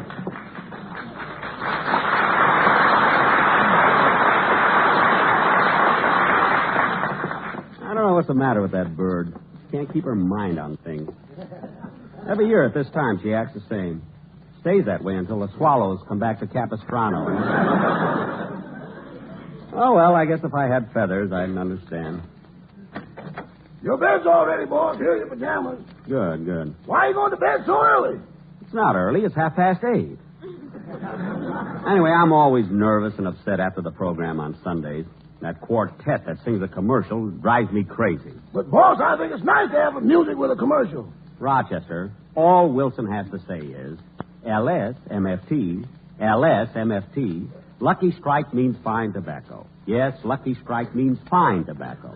So round, so firm, so fully packed, so free and easy on the draw. That's all he has to say, and people will walk down to the nearest store and buy Lucky Strikes. I know, but if you do it with music, they'll dance down. Rochester, I'm Jack Benny, not Arthur Murray. I'm going to bed. Please turn out the light. Okay. Good night, boys. Good night. Oh, Rochester. Yes, boss? Blow out my jack-o'-lantern. It scares me.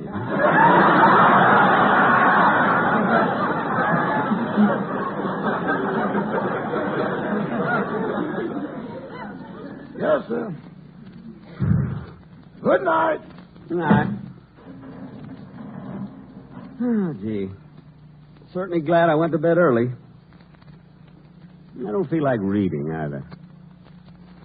Maybe I'll listen to the radio a little while. And that concludes another session of our very popular quiz program. Take it and go already.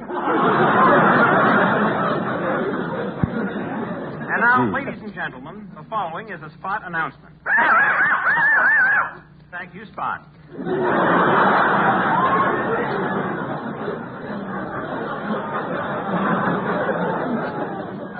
What was that?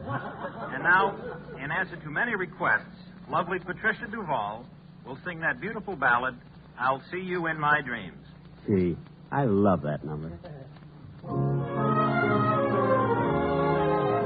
I'll see you in my dreams. Hold you in my dreams. Must be something wrong with my radio.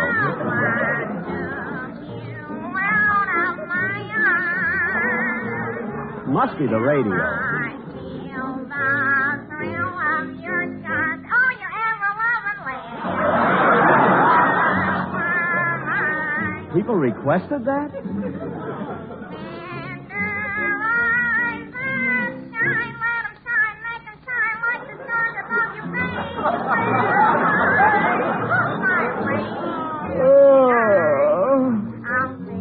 What a voice. Isn't that awful?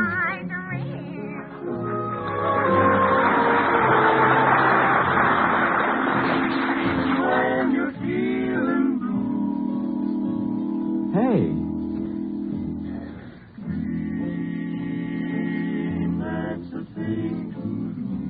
Say, that's a nice quartet.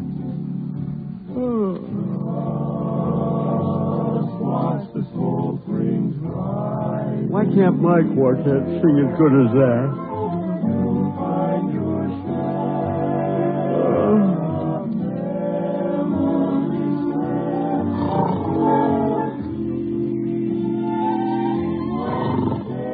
They sing good in this quartet.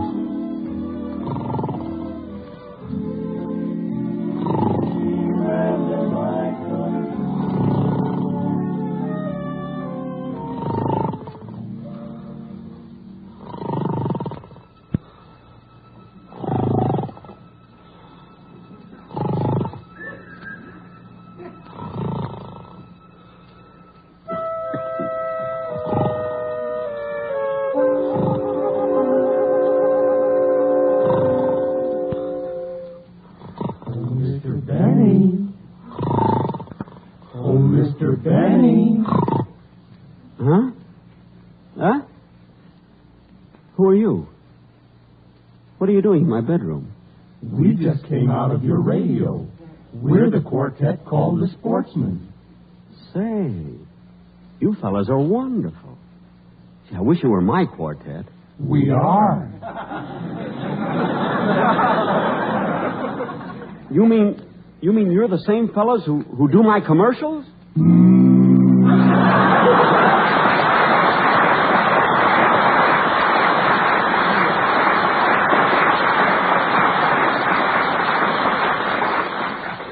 Say, you are the guys. Well, let me ask you something. Why don't you sing for me like you did on that program I just heard? Because you antagonize us. I do not. You do too. Now, wait a minute. Wait a minute, you fellas. This is some trick. You're not the same guys who do my commercials. Oh, we're not, eh? LSLSMFT, la la la la la. LSLSMFI, la la la la. Stop it! Stop it! You guys think you're so smart. Well, this is the last time I'm going to have trouble with you. Put down that gun. It's too late now. Take that.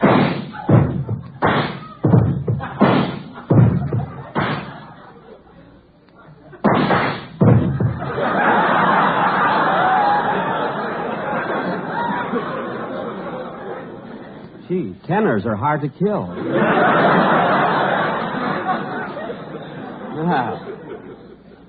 Well, I guess that'll hold you for a while. Now, come on, you guys. Come on, get out of here. Get out. Wait a minute. They're dead. I killed them. I killed them. But I didn't mean to.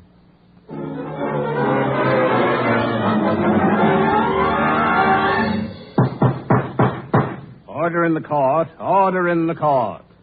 In the court? What am I doing here? The next trial will be the case of Jack Binnie versus the people of Anaheim, Azusa, and my darling Clementine. Wait a minute. Wait a minute.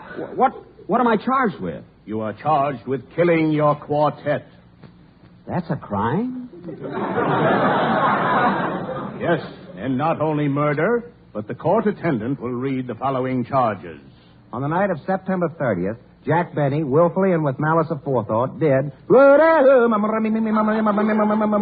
You'll be sorry.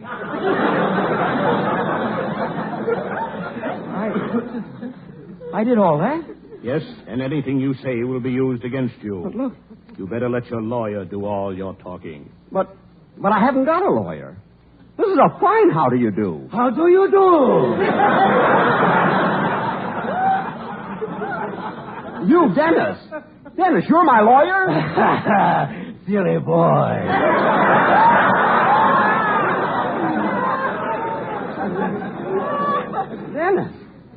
Dennis, you... My lawyer. Certainly. Don't you remember? You hired me for $35 a week. But, kid, I only hired you to sing on my radio program. Yes, but in the fine print of my contract, it says that I have to be your lawyer when I'm not mowing your lawn. Oh, yes. Yes, I remember I hired you because you weighed 140 pounds stripped. Everyone rise. Here comes His Honor, the judge. What is this? I don't need any trial. When the judge hears my story, he'll know that I'm innocent. He has such a kind, intelligent face. Oh, Judge? Yes. Oh. Are you the judge? Yes. And let's get on with the execution. You mean trial? I know how it's going to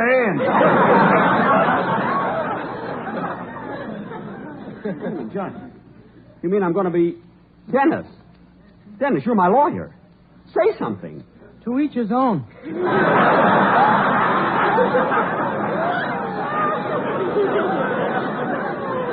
What? It's either that or plead guilty. Gee, I'm glad you thought of that. Hiya, Jackson. Phil, what are you doing here? I'm the district attorney, and I ain't going to rest until you're executed. Phil, you're the district attorney. You've got 2 shows now.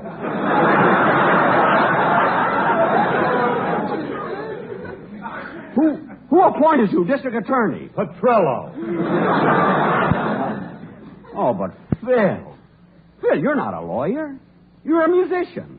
I know you're a musician. Oh, trying to plead insanity, huh? But I'm not. I'm not trying to plead insanity. Ladies and gentlemen, we interrupt this trial to bring you a spot announcement. Thank you, Fido. Fido? What happened to Spot? Oh, well, he was probably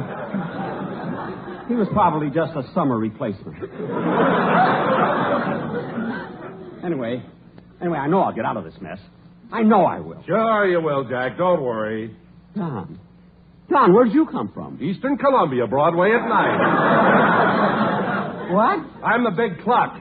That's Clark. And now the prosecution calls its surprise witness, Miss Mary Livingston. Fellas,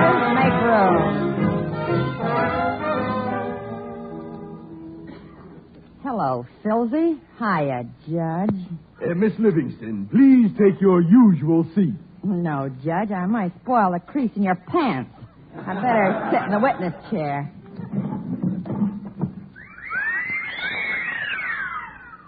Gee, and they're nylons, too.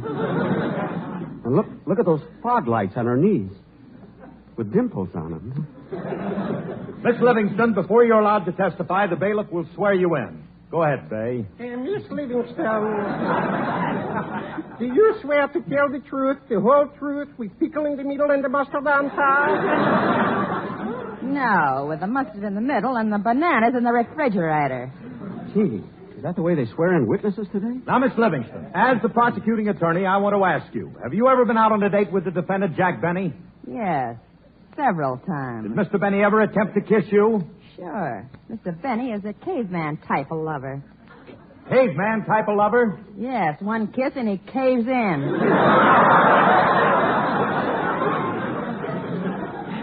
I do not. Now, Miss Livingston, concerning the alleged murder of this quartet, do you... Objection overruled. But nobody objected. I know, and it was getting awfully dull. Dennis, the judge is against me. I'm afraid, I tell you.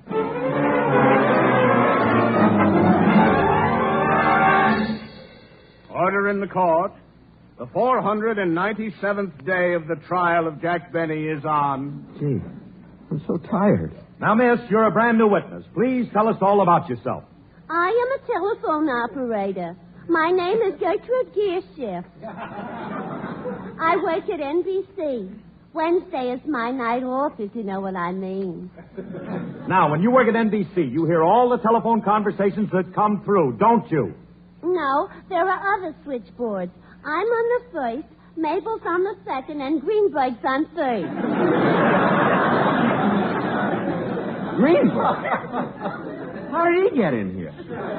Now, Miss Gearshift, you asked to be brought here as a witness. Tell the court in your own words exactly what you said to me in my office this afternoon. I said, stop, you're smearing my lipstick. No. I said that too, but you wouldn't listen.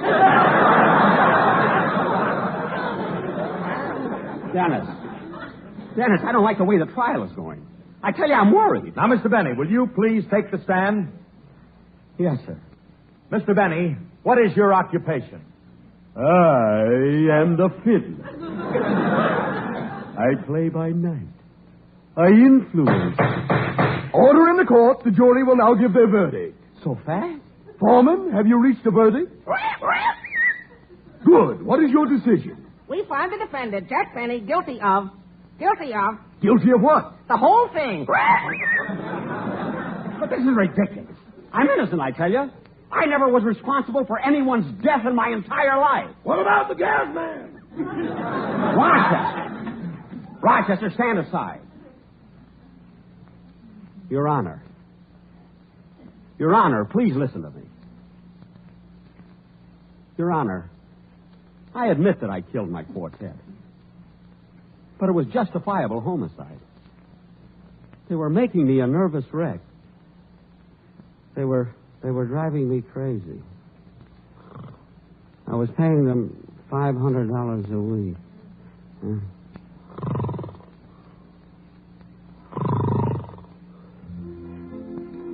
They never sang good for me. But they always sang beautifully on other programs.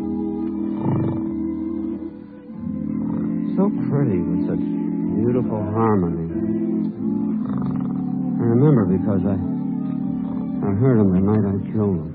I was lying in bed I turned on my radio.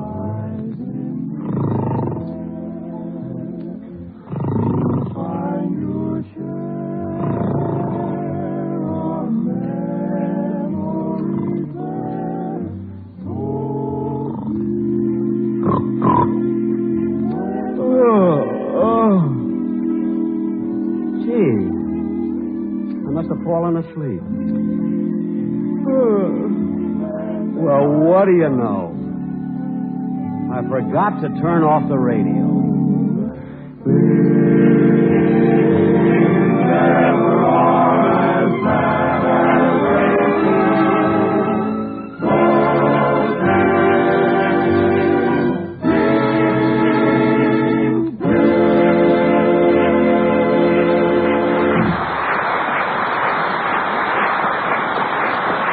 be back in just a minute. But first, here is my good friend, L.A. Speed Race.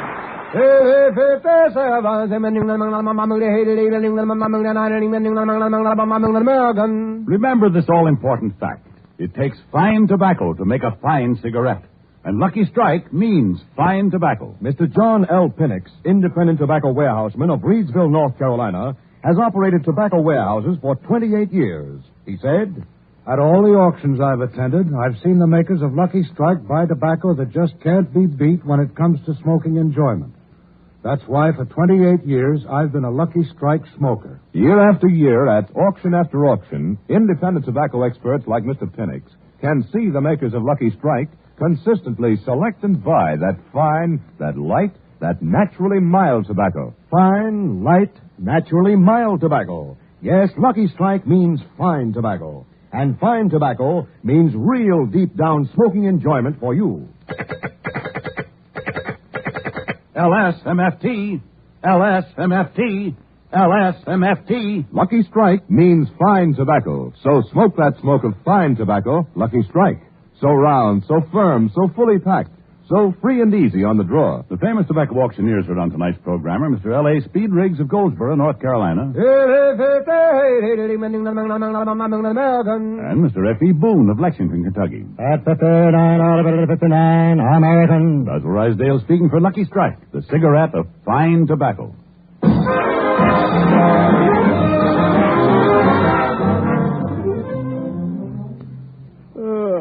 Gee, that was one of the silliest dreams I ever had. Oh, well, I'll get back to sleep again.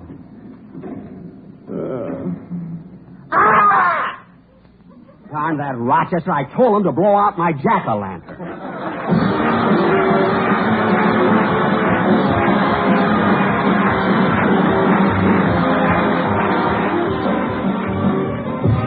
This is NBC, the National Broadcasting Company.